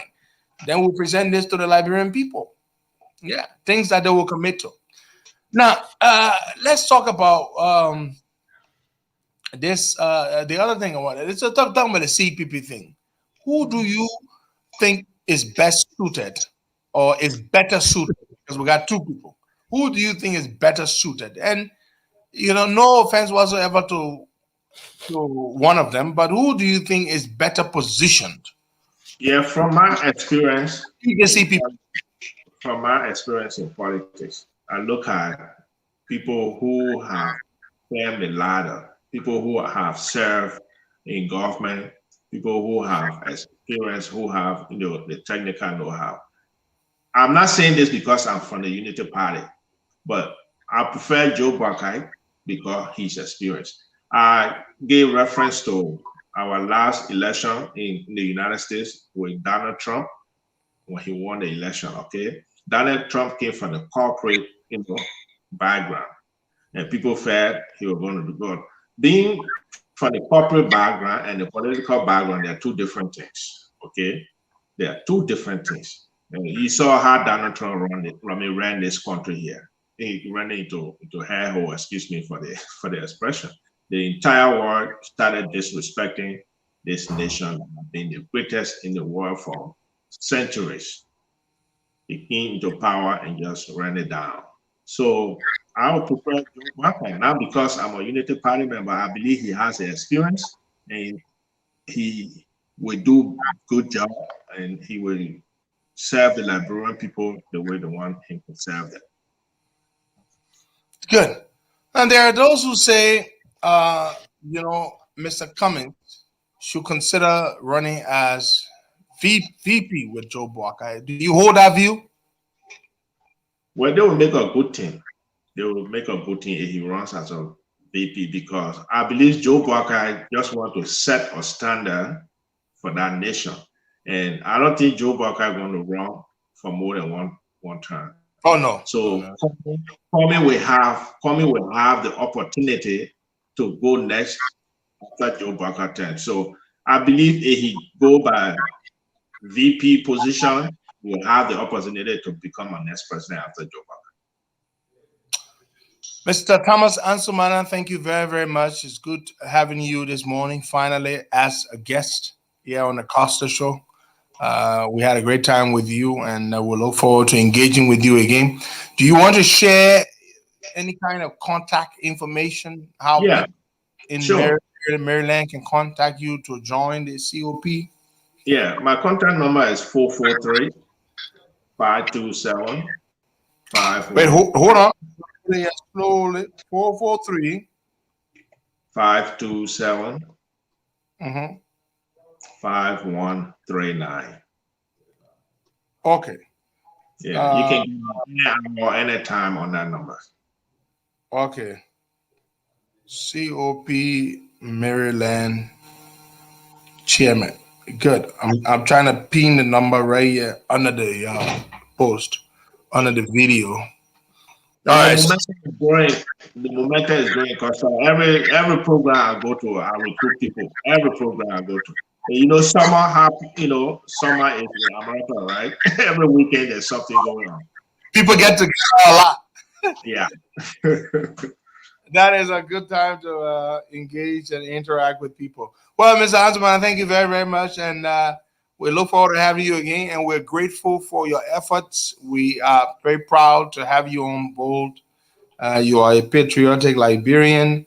You've been engaged with Liberia and Liberian efforts here and supporting efforts back home. And we're very grateful to have you on board and everything that you're doing. Thank you very much. Thank you so much for bringing me on. Okay. All right. Bye bye. Oh well, yes, folks. There you have it. I'm sorry we couldn't take some calls today. This afternoon, I will drop this thing, Borga. We've got all of the documents in this matter. Uh, the Japanese company, the road, by the way, will be turned over. Borga, have you ever lived on the Somalia Drive? Yeah. Yes. Do you know that then that means you would know how bad the traffic is for people who live on the Somalia Drive, right? I mean, the traffic is terrible. Costa, when I started working with you, I was living Stephen Tobo on the island. There where I was. Opposite Stephen Tower Estate. Sure. What they call it? Some kind of island. Swagger Island. Swagger Island. Yes. Yeah. You need to get up soon in the morning to make your way to town. When you want to be in town by 7 to work, you have to get up at 5. Because if you don't make it at a certain time, you're not gonna be able to get to town. No, not at all.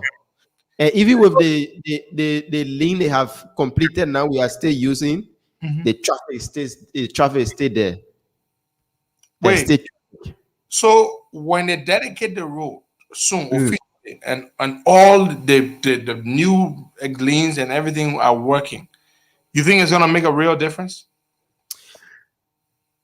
There'll be a little difference, Costa, but Somalia Drive is populated. Oh, the population down there is too much. The population there is too much, Costa. And the problem about it, reckless driving, the trucks normally break down on the road. Yeah, on the road, yeah. Yeah, all the containers that come from Freeport just use that route. Police patrol. That's another thing. They need to empower the police on that side. Give them pickups. Let them be patrolling that highway, the Somalia Drive, to try to alleviate the things that cause traffic congestion. Vehicles breaking down on the road. Some drivers park right on the road to put passenger down. Sure. Passenger. All those things can cause traffic. But I will say this to you also. The road is the Japanese do better work than the Chinese. You realize that, right? You see the quality of that road they're building?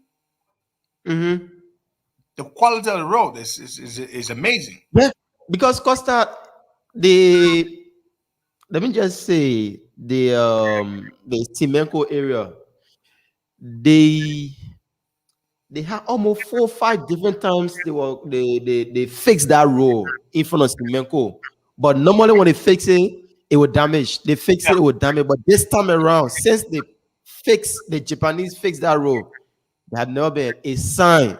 My man, you are so right. Simenko, time immemorial, Simenko has been a problem. Yes. You are very right. But since the Japanese fixed it, from Freeport there, right where they got that Total gas station at Freeport, straight to Simenko, that has always been a problem area. That whole SWAT has always been a problem area. Every time they have a problem there. That's true. That's very, very true. My man, somebody said they got a white woman for you. The man asking for your age. Our man, Bill Carson. Bill Carson, are you real? Is that your real profile? Man, we don't know. But I will not get your age to fake. You know what I enjoy? The man said, I want the man said, yeah. The man said, yeah, white woman for you. But I got white woman. But you know, I don't know what kind of woman man want. Just they want to get a man white woman. Man, they want white woman. I'm begging you, please. Anthony want white woman. What? Uh-huh. I would say your message the last time when I was talking. Huh? The last time when you asked about woman, baby. Anthony. I remember I get Anthony information to the guy. You remember the guy who's going to find white woman for Anthony? Yeah. Yeah, and Anthony said, I'm going to find white woman for him. Mm-hmm. Bill Cousin.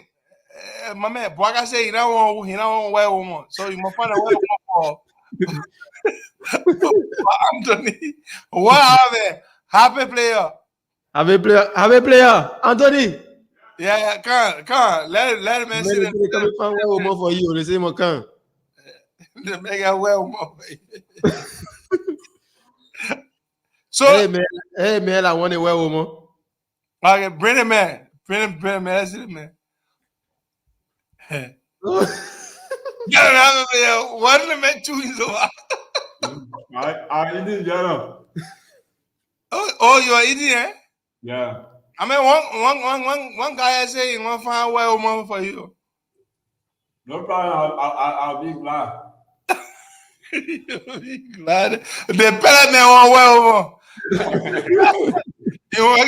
You won't carry a white woman to bond to. I want to get a white woman to bond. I want to bond the white woman. When I'm going to replace it. All right. So I'm mean, Bill. So you must find Anthony the white woman yet? All right, folks. Well, my man Anthony, come. The message she may be a little heavy. So are you okay with that? She may be. Is it a woman fat? Anyone. Fire, you dry. Anyone. And then no more get weak.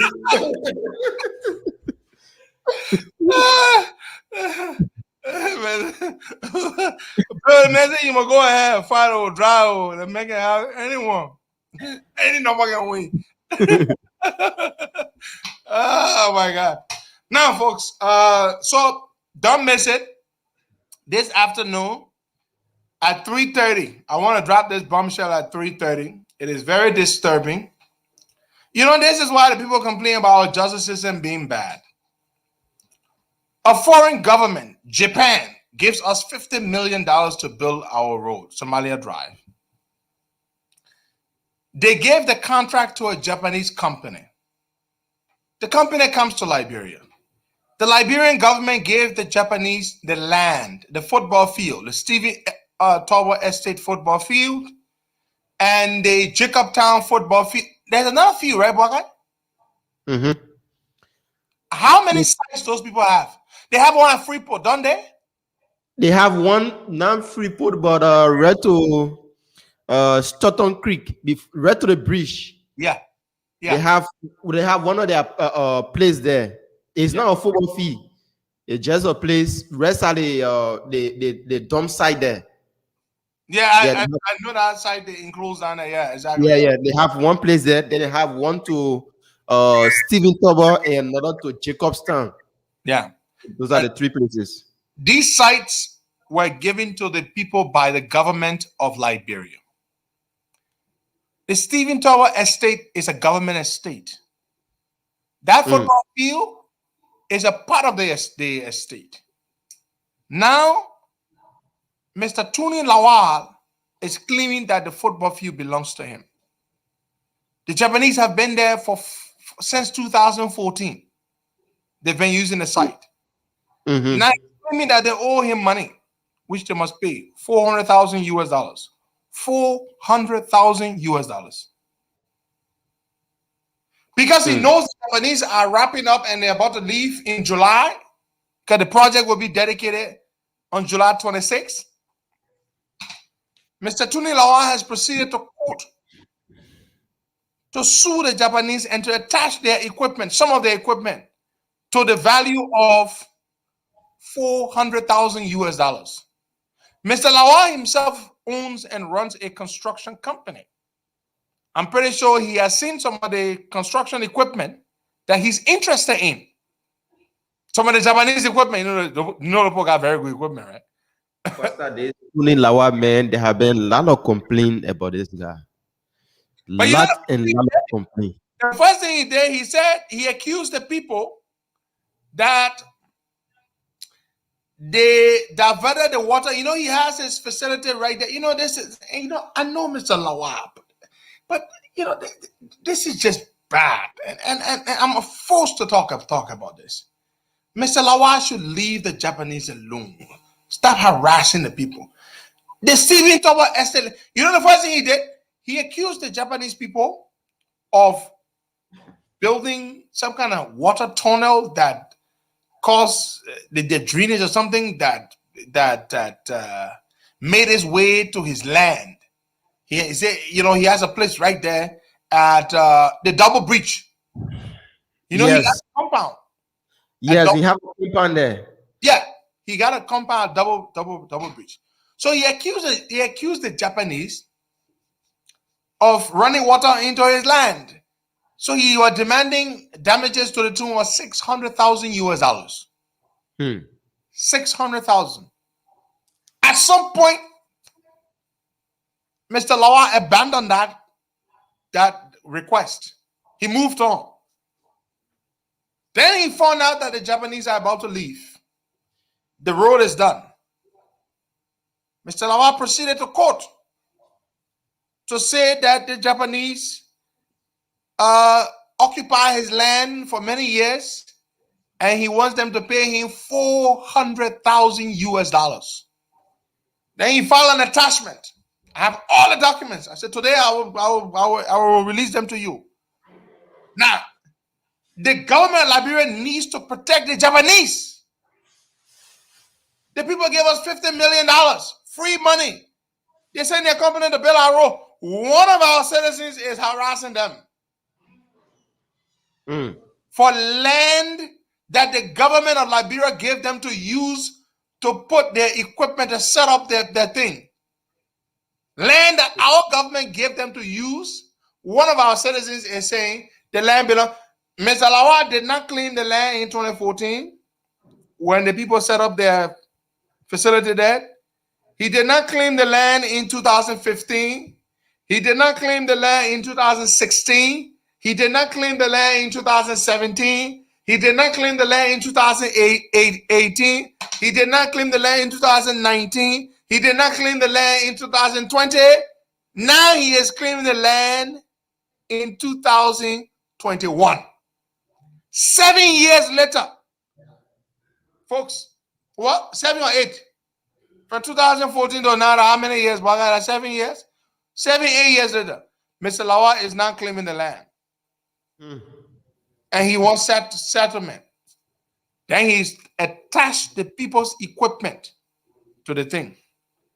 He said, he asking the judge, attach their equipment. And the thing that has been very concerned is because the judge involved, Sheplo Dumba. I've had an experience with Sheplo Dumba. Sheplo is a crook. Let me tell you why I don't trust Sheplo Dumba. During the time Edward Freeman got hurt by that MD from GG Bank, you remember the case with jumped on Bwakai? Yeah. When Edward Freeman, an employee of GT Bank, in the bank meeting at the bank premises, the MD took the calculator and threw, big brother John Flomo. John Flomo, you live there in Stephen Tower Estate. That's where I know you from.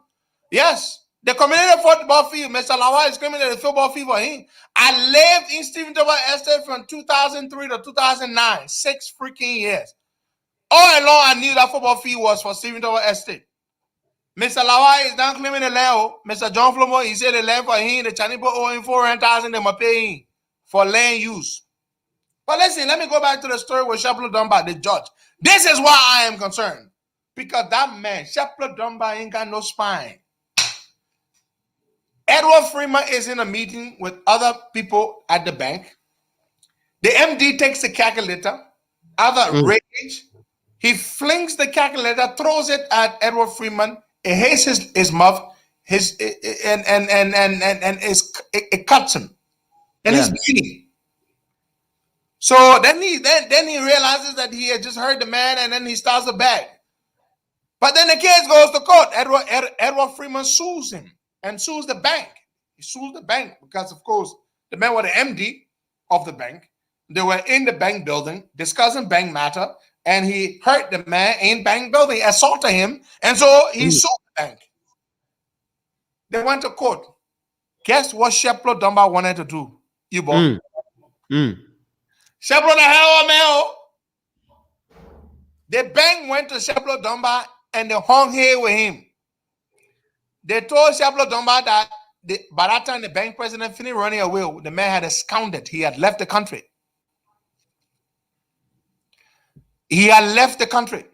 But John Waflomo, you are right. Again, I'm sorry, I gotta keep saying it because John Waflomo is a veteran of Stephen Tower Estate.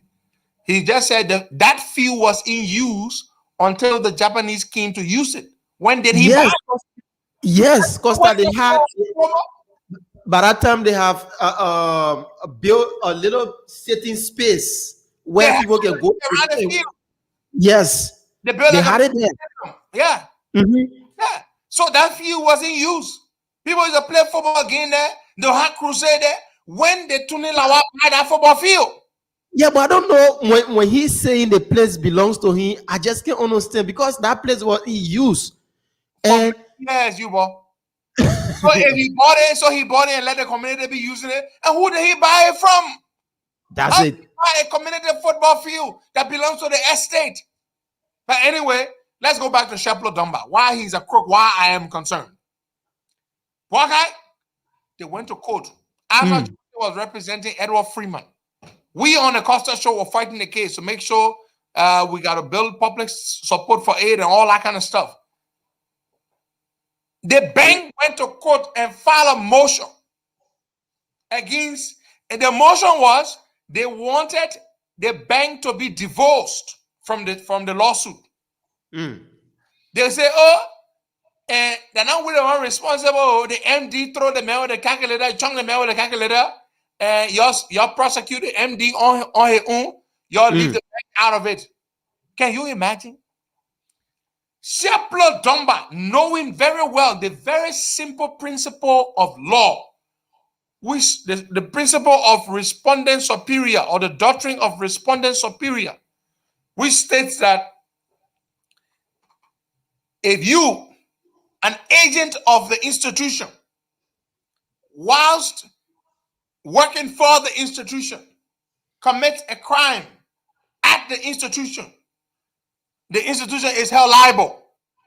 The MD works for GT Bank. He physically assaults and in the process hurts one of his senior staff members. Yeah. On the premises of the bank, discussing bank matter. Then the bank went and asked the judge to divorce the case, to divorce the bank from the lawsuit. Judge Dunbar was on the verge of granting the bank's motion. They knew that the MD had fled the country and Edward Freeman would not be able to go find the man to sue him. So he was suing the bank because the bank is the one that brought the man to Liberia. The surety bond that the man had as a foreign employee was signed by the bank or secured by the bank. My man, Sheplo Dunbar went ahead, my man, and wrote his ruling granting. Listen, Bwaka, we discussed the thing on the Costa Show here. That judge went and wrote the ruling granting the bank's motion. Granting the bank's motion to divorce the bank from the lawsuit and say that the victim should go look for the bank manager who hired him to sue him for damages. After that Sanama Swan had a motion written, somebody pinched us. They say, Costa, yellow man ruling you. Sheplo Dunbar is about to rule that Edward Freeman will go look for the MD who had fled the country and sue him. Rather Then they bang him and leave the bank after Yeah. that. Bang him. Look at that. When they told us that, oh man, you know me, man. I went on a suppressive fire. You know what they call suppressive fire? You know when Rambo opened what they call our gun GMG or picking it. I don't know what that's a real name. Suppressive. I put that guy Sheplo Dumba on a suppressive fire. You smoking. You put the opation. The opation. Yeah. On the whole day, on the Bogabah Hill, I put fire inside. Sheplo Dumba was vexed. Time for the man to get a ruling. You know what the man did? The man scrapped his own ruling that he wrote, that he was supposed to read. He wrote different ruling. Before he read a ruling in the court, the man was vexed. You know, see the judge be vexed. Yeah, all ruling. The man was vexed in the court. The man standing in the court. I mean, standing out there. Before he read a ruling, you can see a face. Then he said now in the court. Then he saying, some of y'all go to radio station, y'all go to radio station, y'all go get people be cussing the judge, be attacking the judge. That mean you're talking to. There was that son of my swan, that damn Sheplo Dumba man. But brother, if you know your ruling is correct, is consistent with law, why you got to TIA and read new ruling? Sheplo Dumba tore up his own ruling and went and wrote a new ruling to say that the bank is the one that brought the MD to the country. So whatever action the MD committed in the bank premises discussing bank matter, the bank is held liable. Therefore, the motion filed by the bank to divorce them from the trial is hereby denied, and the case is proceeded to trial. Hey! The man called me, the man said, what?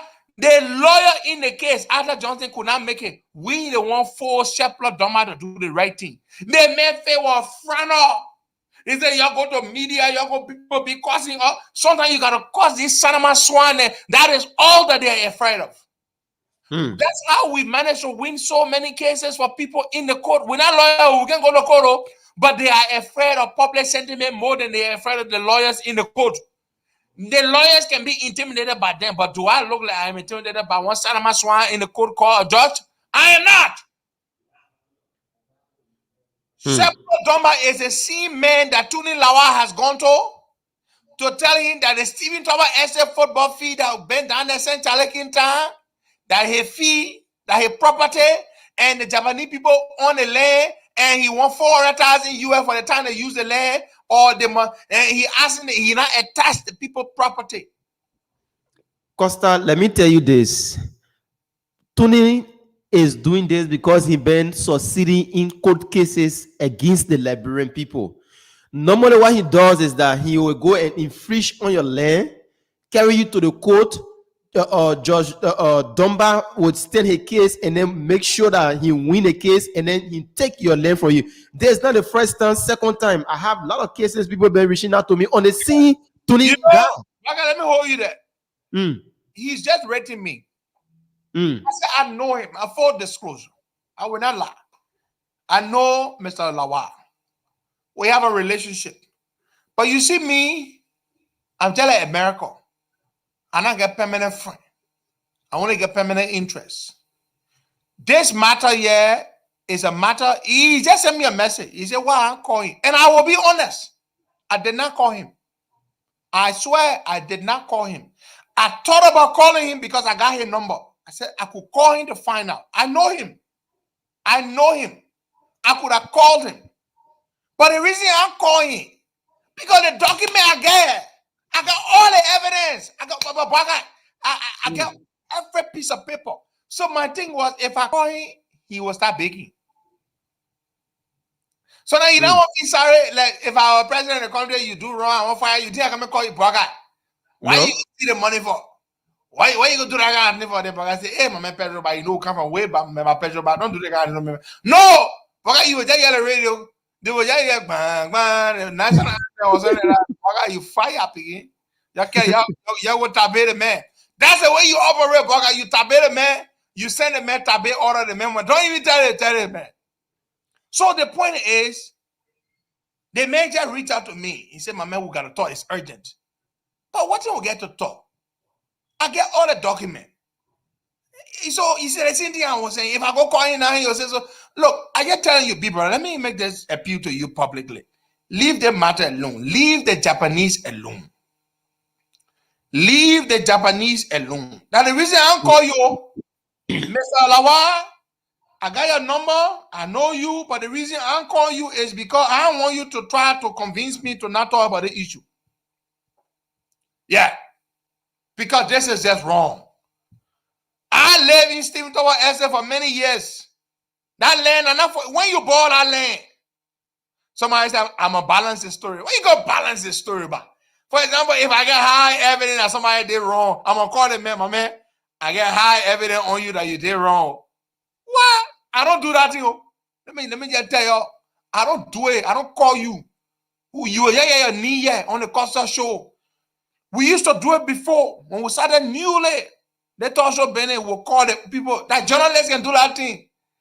I'm gonna get bombshell on you. So all the bombshell then we go call the people and tell them, "Oh my man, Samuel Twain, yeah, my man, I get bombshell." The letter the 9 diplomats then wrote that you took their money from their account on a borrowing initiative. I call you to tell you I got a bombshell, I'm gonna go drop it. The next thing Samuel Twain gonna go say, "Oh, Costa just called to blackmail me." No, I don't do that. I don't call you. I get bombshell, I verify it correct, I drop it. Yeah. The time we had the evidence. Baga, you are muted. We don't call people. We're not in the business of calling you to balance the story. We're not journalists. That journalists ain't call. Costa, for me, that's my point now. I do a call because I want to get the both out of the story. I You mean, can just me and not journalists. I don't call people. Now I'm telling you, I don't call people. And I made it my business. The reason I don't call people because they will say, "Oh, two things. One, the first thing, they will try to compromise you. They will offer you something. And the first thing. But let me ask my supporter then. When I get bombshell on somebody, y'all want me to call them? You just answer. You're right here. Y'all want me to call people when I get bombshell? But okay, let's take some calls. Let them tell me. So I'm gonna go call. Okay, let me agree. Yes, I want for you to call them because I want for you to hear that side of the story. No, I don't want to hear that side of the story. Said, once my evidence correct, back. What I'm calling you for? So you can't say, "Oh, the man want to bribe me," or "The man want me to get him money." I don't call people.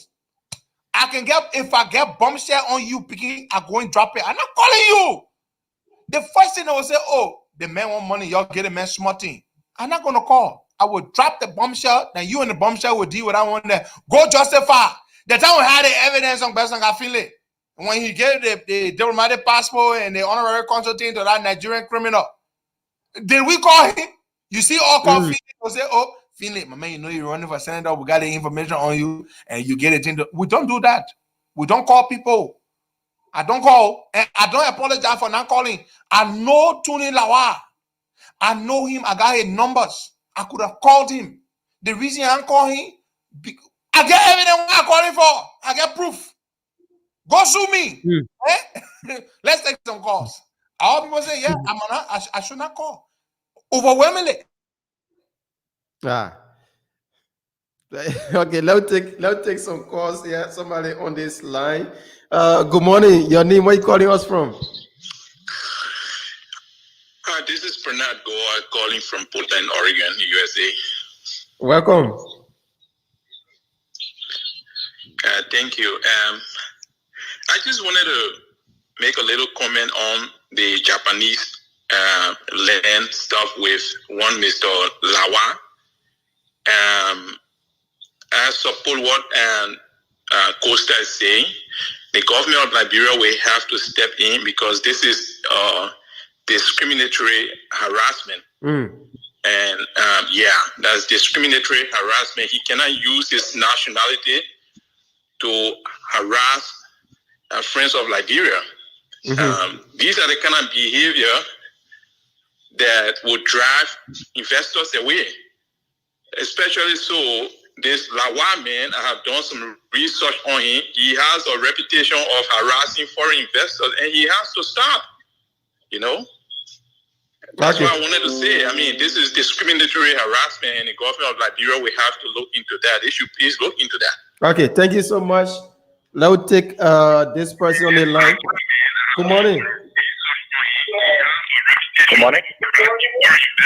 Let the man leave the many people alone. People get to bear our role. Yeah, the line is bad. So you can call me up on the foreign number. We'll take few calls. Yeah, now take this person. Good morning. Good morning. Yeah, good morning. Costa, good morning. But the background, we're getting a lot of feedback. Yeah, sorry. I'm far from the radio. Yeah, go ahead. Okay, so my name is Thomas Kume, and I call from to a farm. Okay, welcome. All right, thank you. You know, well, thanks, Costa, for all the issues you've been flagging. Like one has to do with the 15K issue. Thank you. But my own problem here with Costa, we've been following your show from time immemorial. We, like for some of us, we listen from the speaker, we got a speaker and people listening and even children. I only got a problem with the matter of way you address the issues at times. I mean, with the harsh words you use on the media. Remember that this show has been widely aired across the globe. In my own way, I want to say, please minimize the volume at times. You can disagree, and then you step up for the issues. Okay. Thank you so much. He addressed that issue already that day. So we'll take some more calls on 0770-102-102-886-010383. The WhatsApp number is +231 888 Let's take this person. Good morning. More calls that. Good morning, Baka. Yeah. And good morning to Henry Pedro Costa. This is DJ Lumet. Look, Costa, let me first of all say good morning and thank you for your sermon this morning. That was a complete sermon, Costa. Look, I think God is calling you to the pulpit.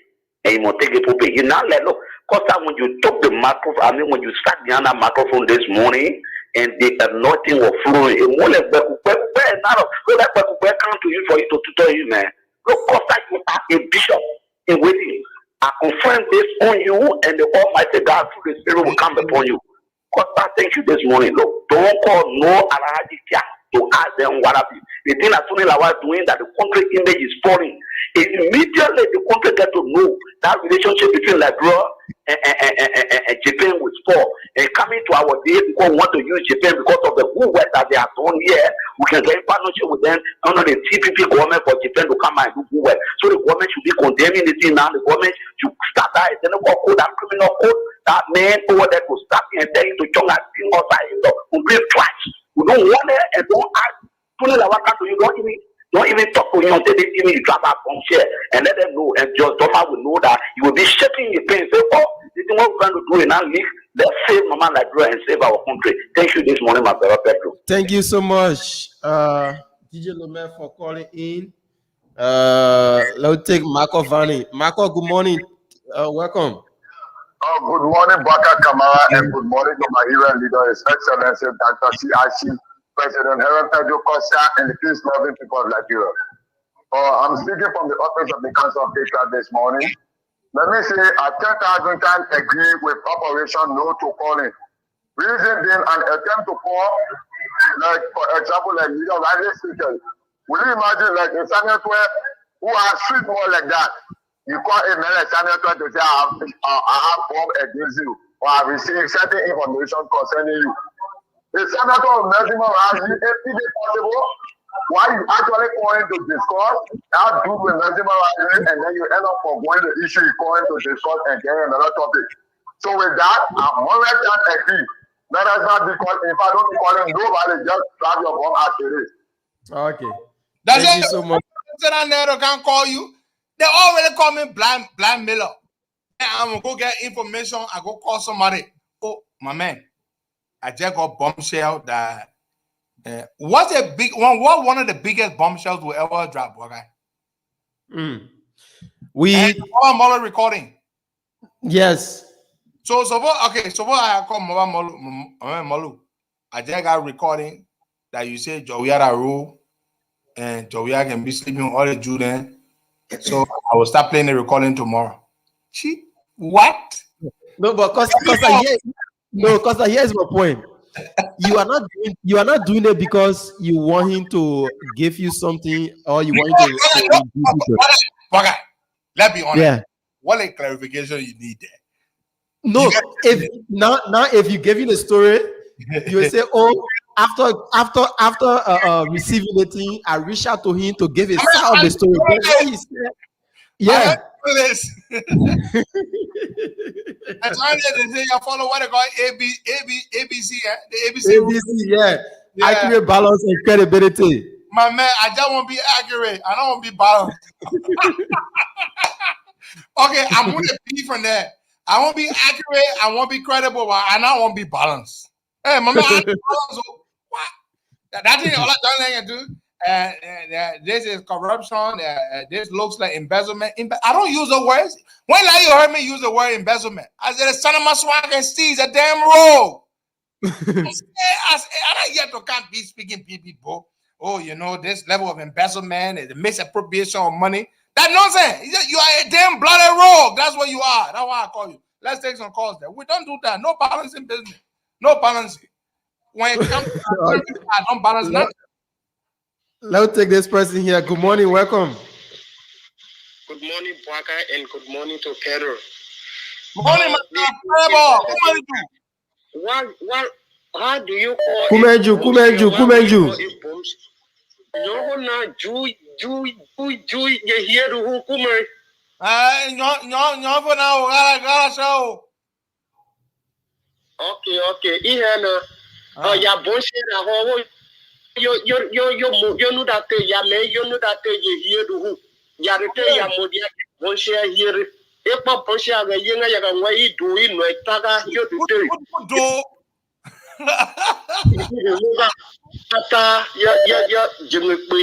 Okay, what I'm saying is that he shouldn't call anybody for bombshell. How will you call a bombshell when you have already called the people? What they will do? What a bombshell! Record your voice. You record your voice and give it as evidence that you try asking them for bribe, they didn't do it, and you blackmailing them. So do not do it. Okay, thank you so much, my brother. Another person on this line. Tony Lawa, I beg you. Today we're dropping the thing here. We'll publish the documents. I will do a podcast. Leave the Japanese alone. Sheplo Domba, I dare you. That's your crooked G thing you let to do. Do not attach those people's equipment to this thing here. The Japanese going next month. Okay. When they both finish the road, July 26th, they're dedicating the road. They sort of pack all the equipment, put it on a ship, and carry their equipment back to Japan. Your man now wait. You know the Japanese are going to leave now. That the time you wanted the people equipment. It is not fair. It is not fair. The government of Liberia, the Ministry of Public Works, I'm told they are preparing an affidavit to say that the government is the one that provided that property to the Japanese. That property belongs to the community. Stephen Tobert Estate football field. But anyway, folks, later on to the 3:30, I will do that podcast and we'll go further into this matter. Thank you so much. Let's take two more calls. Then we go. Two more. Okay, and today, Honorable Benaye will be having a press conference speaking on a wide range of issues. Yeah, I believe I see it posted somewhere. Mr. Lawa is calling. I don't know what I must speak to Mr. Lawa. Folks, there you go. That's him calling. But I will talk to Mr. Lawa. Maybe Mr. Lawa calling to say he will attend the Japanese land. He will lead the Japanese people. But that's him there calling. That Mr. Lawa calling. So you see, they may bring him his side of the story and they may come and tell you. Yeah, but Baga, how the things sort of be when you talk to them, man, then they bring that side of the story, but you can't go call them, you can do like that and then. But take two more calls. So what time is Mr. Uri's press conference today? It will be at 11 o'clock. 11 a.m. at the headquarters of the ALP. Yeah. Okay. Yeah, the political leader of the ALP, Honorable Benana Ure, holds a press conference today. The media is welcome, and you, the listeners, you can also tune in. Let's take 2 more calls.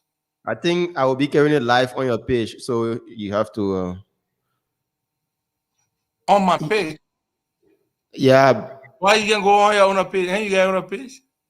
No, but like what the man said. So. No, of course. I mean, I don't have a problem with that. I'm just pulling your legs. Let's take 2 more calls, there, guy. Two more calls. Then we'll go. Okay, Noah Zao Gibson, welcome. Good morning. Good morning, welcome. Thank you. I'm going to Emmanuel on 12th Street. Yeah. Number You know that George actually, that man have a history of taking bribe. I had an experience with him several times, and that man was bribed by a bishop of a church man case. And he took the money. He was traveling that day to America. That man bought ticket for him. He took the money, and the money was completely false. So then, I got our document to Fidel, and Fidel, when I want to allow me to see Costa. I really wanted to see Costa without that. I still got it. But that guy got a history of trading bribe in court. It's always bribing the court. Okay, thank you so much. Let me take this other person here quickly from the States. Good morning, welcome. Yeah, good morning, Oscar. Good morning, Costa. My name is David Bullet. I'm calling from the United States, Maryland. Look. Yeah. This morning I just want to contribute towards the to this program because of the many things I've been following for, and I love the program. I just want to tell the Liberian people to leave Dillon alone. Dillon is doing the right thing. I don't know why they keep bucking Dillon. They want to corrupt him. That's what they are all doing that for. This is not right. All the senators took their money. They have not talked about it. Only Dillon came out and talk about it. And he's not using the money as his personal gain or for his personal use. He wants to build a library where the Maserati people will be able to go there and learn. Why people just keep talking about Dillon? Why they can't talk about the other senators? So this morning I just called to tell them to leave Dillon alone and let us stop. No, you are not right. They should not leave Dillon alone. Okay, thank you so much. I don't support that. You should not leave me alone. For example, Costa is supposed to be the voice of the voiceless. He has placed himself in a certain position, and he is accountable to you. And his actions, are subject to scrutiny by you. So to say that, y'all leave Costa alone, the man our hero, the man I'm wrong, y'all leave the man first time doing it. I mean, what about the other people that can do it too? That Costa the only person? No, don't say that. I do not want that kind of sycophantic loyalty. I don't want that. If I do something wrong, tell me. Tell me I am wrong. Tell me. If you can tell me publicly or you tell me privately, but the kind of Liberia that I want is, I don't want people to be sycophants. Tell your leaders when they are wrong. When you have a view, you want to share your view, do it. I would only prefer you doing it in a nice way. But be straight up with me and tell me the truth. Say, Costa, this 1 year I support you, but this 1 year not right. Could you do it this way? I want you to say that. So Senator Dillon is not beyond reproach. He is a servant of the people, made by the people. The people have the right to tell their senator what they think is right. And you can say, what about the other people? Now the same thing Sidishan can say. That the same thing other parties can say. But what about the other government our year? No, we don't want that. We don't want that. That's why we want to be different. That's why we claim to be different. So Senator Dillon, you should not say the Malivi alone. Dillon is the most popular, is the most beloved senator, period. And that comes with a responsibility. And so the people have the right to tell him what they feel. You understand? But don't try to tear him down. Don't try to pull him down. Just tell him what you think and don't call him corrupt, because he's not corrupt. He didn't steal the money. They gave them money that they should not have given them. He took the money, yes, but I believe they shouldn't be giving lawmakers money on top of what they already make, which is enough as it is. But to say that people should leave DeLong alone, no, people should not leave DeLong alone. The people made DeLong. DeLong is accountable to the people, as we all are. Even me, who you ain't vote for. Even me, who you did not elect. But you know what you did? You elevated me to this level, to where I am. So I am accountable to you all. If I do something that's wrong, I will tell you. I will say I'm sorry. The last time I made comments, when that morality thing happened with that little girl, I made comments that were offensive to a lot of people. What did I do? The people said they didn't like it. I came up and I said, I'm sorry. And I truly am. So that's how we are. We are not infallible. We will make mistakes from time to time. You have to understand that. You understand? So you got to understand that there will be times we will make mistakes, and we will come up and we will apologize, and you can criticize us. Some of you may choose to not do so publicly because you really love us. You don't want to hurt our feelings. But sometimes you have to tell us. If you have a way to reach out to us personally, you can reach out. If you can't, you should share your view publicly. We appreciate that. We're not angry when you say that. The only people we don't listen to are the people who don't care about Liberia, are the people who support wrong. You know? So Senator DeLong is answerable to us, to all of us, to all of you who made him. Yeah. Thank you so much. Baga, did we take that second and last caller? Let me see. The youth chair is trying to call. Let me get him. I don't know what he want to say. Let me see if I can get to him. But it's been a long time. We haven't heard from our man Lolai. I know he's staying in Guinea. Lolai returned, didn't he? He came back. He came for the fast money. The man go back. The man say he let my brother be this town. Yeah. Good morning, Buckeye, and good morning to the President Costa.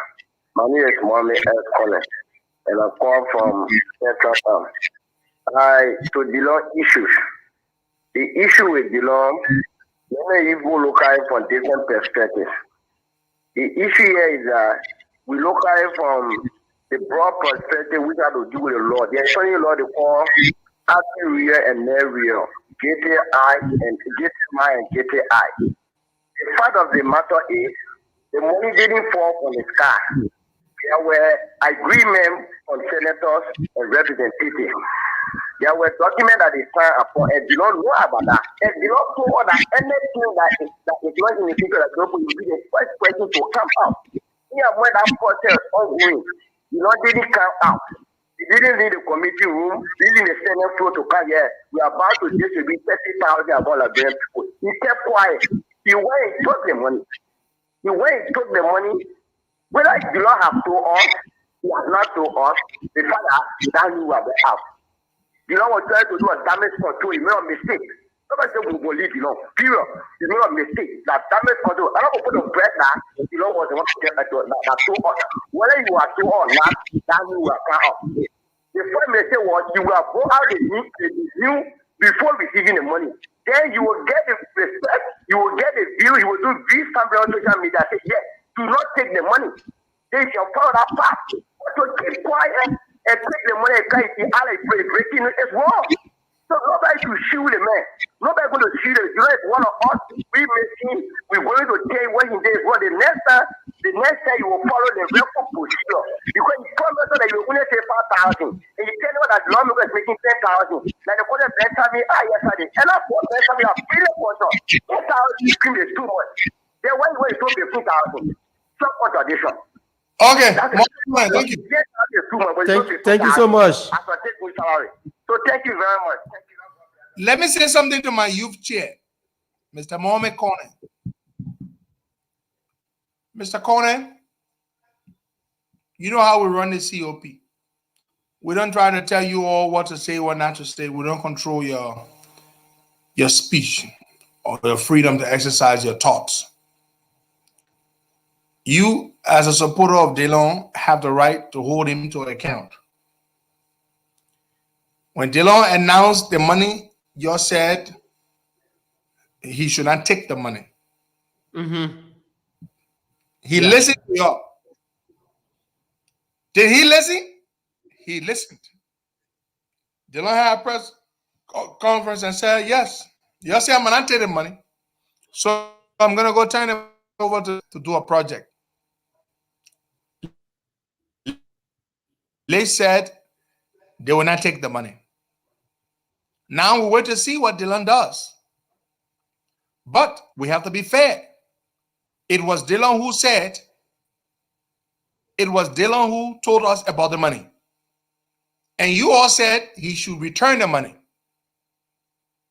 Well, he didn't return it to the same place it came from, but he said, I'm going to give it to Liz to do a project for the people of Montserrat County. Liz said they will not take the money.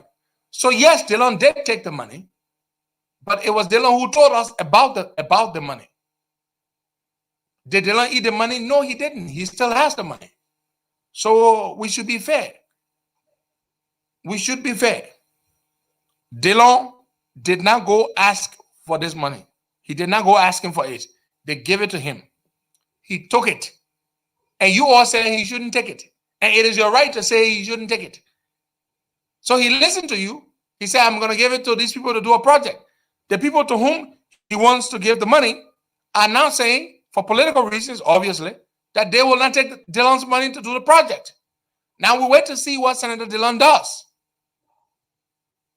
Hey, you understand? Mm-hmm. So that so Dylan told us about the money. We must give him credit for that. Thank you all so much, folks. God bless you all. Have yourselves a wonderful, blessed day. On Wednesday of next week, we will host a discussion with the Minnesota, hold on, folks, the Minnesota Department of Transportation, MnDOT, in concert with the African Career and Education Resources, ASA Incorporated, and it will be a panel discussion to discuss the future of transportation in the state of Minnesota. It's going to be a beautiful conversation. It will be held on Wednesday, June the 23rd, from 6:30 p.m. To 7:30 p.m., 1 hour, Minnesota time. And that's going to be 7:30 my time, 7:30 p.m. Eastern time to 8:30 p.m. Eastern time. So this is going to be a Minnesota-specific conversation on how the state of Minnesota is trying to improve transportation. And so the state has been in touch with myself and Congressman Winfrey Russell, whose organization is spearheading this particular exercise. And we're going to be talking transportation. The state is planning to improve their transportation infrastructure to ease up some of the issues with transportation. So that's what they're going to be doing. All right. Thank you all so much, folks. God bless you all. Have yourselves a wonderful, blessed day. And we'll be back here tomorrow. Tomorrow I'm going to Denver, Colorado for the weekend. I'm going to honor an invitation to attend the inaugural ceremony of the president of the Liberian community. Mr. Ebenezer Norman invited me. I'm going to spend the weekend in Denver, Colorado. I look forward to seeing as many of you as possible. I will be seeing our dear sister, whom I haven't met, State Representative Nikita Risk. Thank you so much, folks. God bless you all, and bye-bye. Tomorrow. Okay.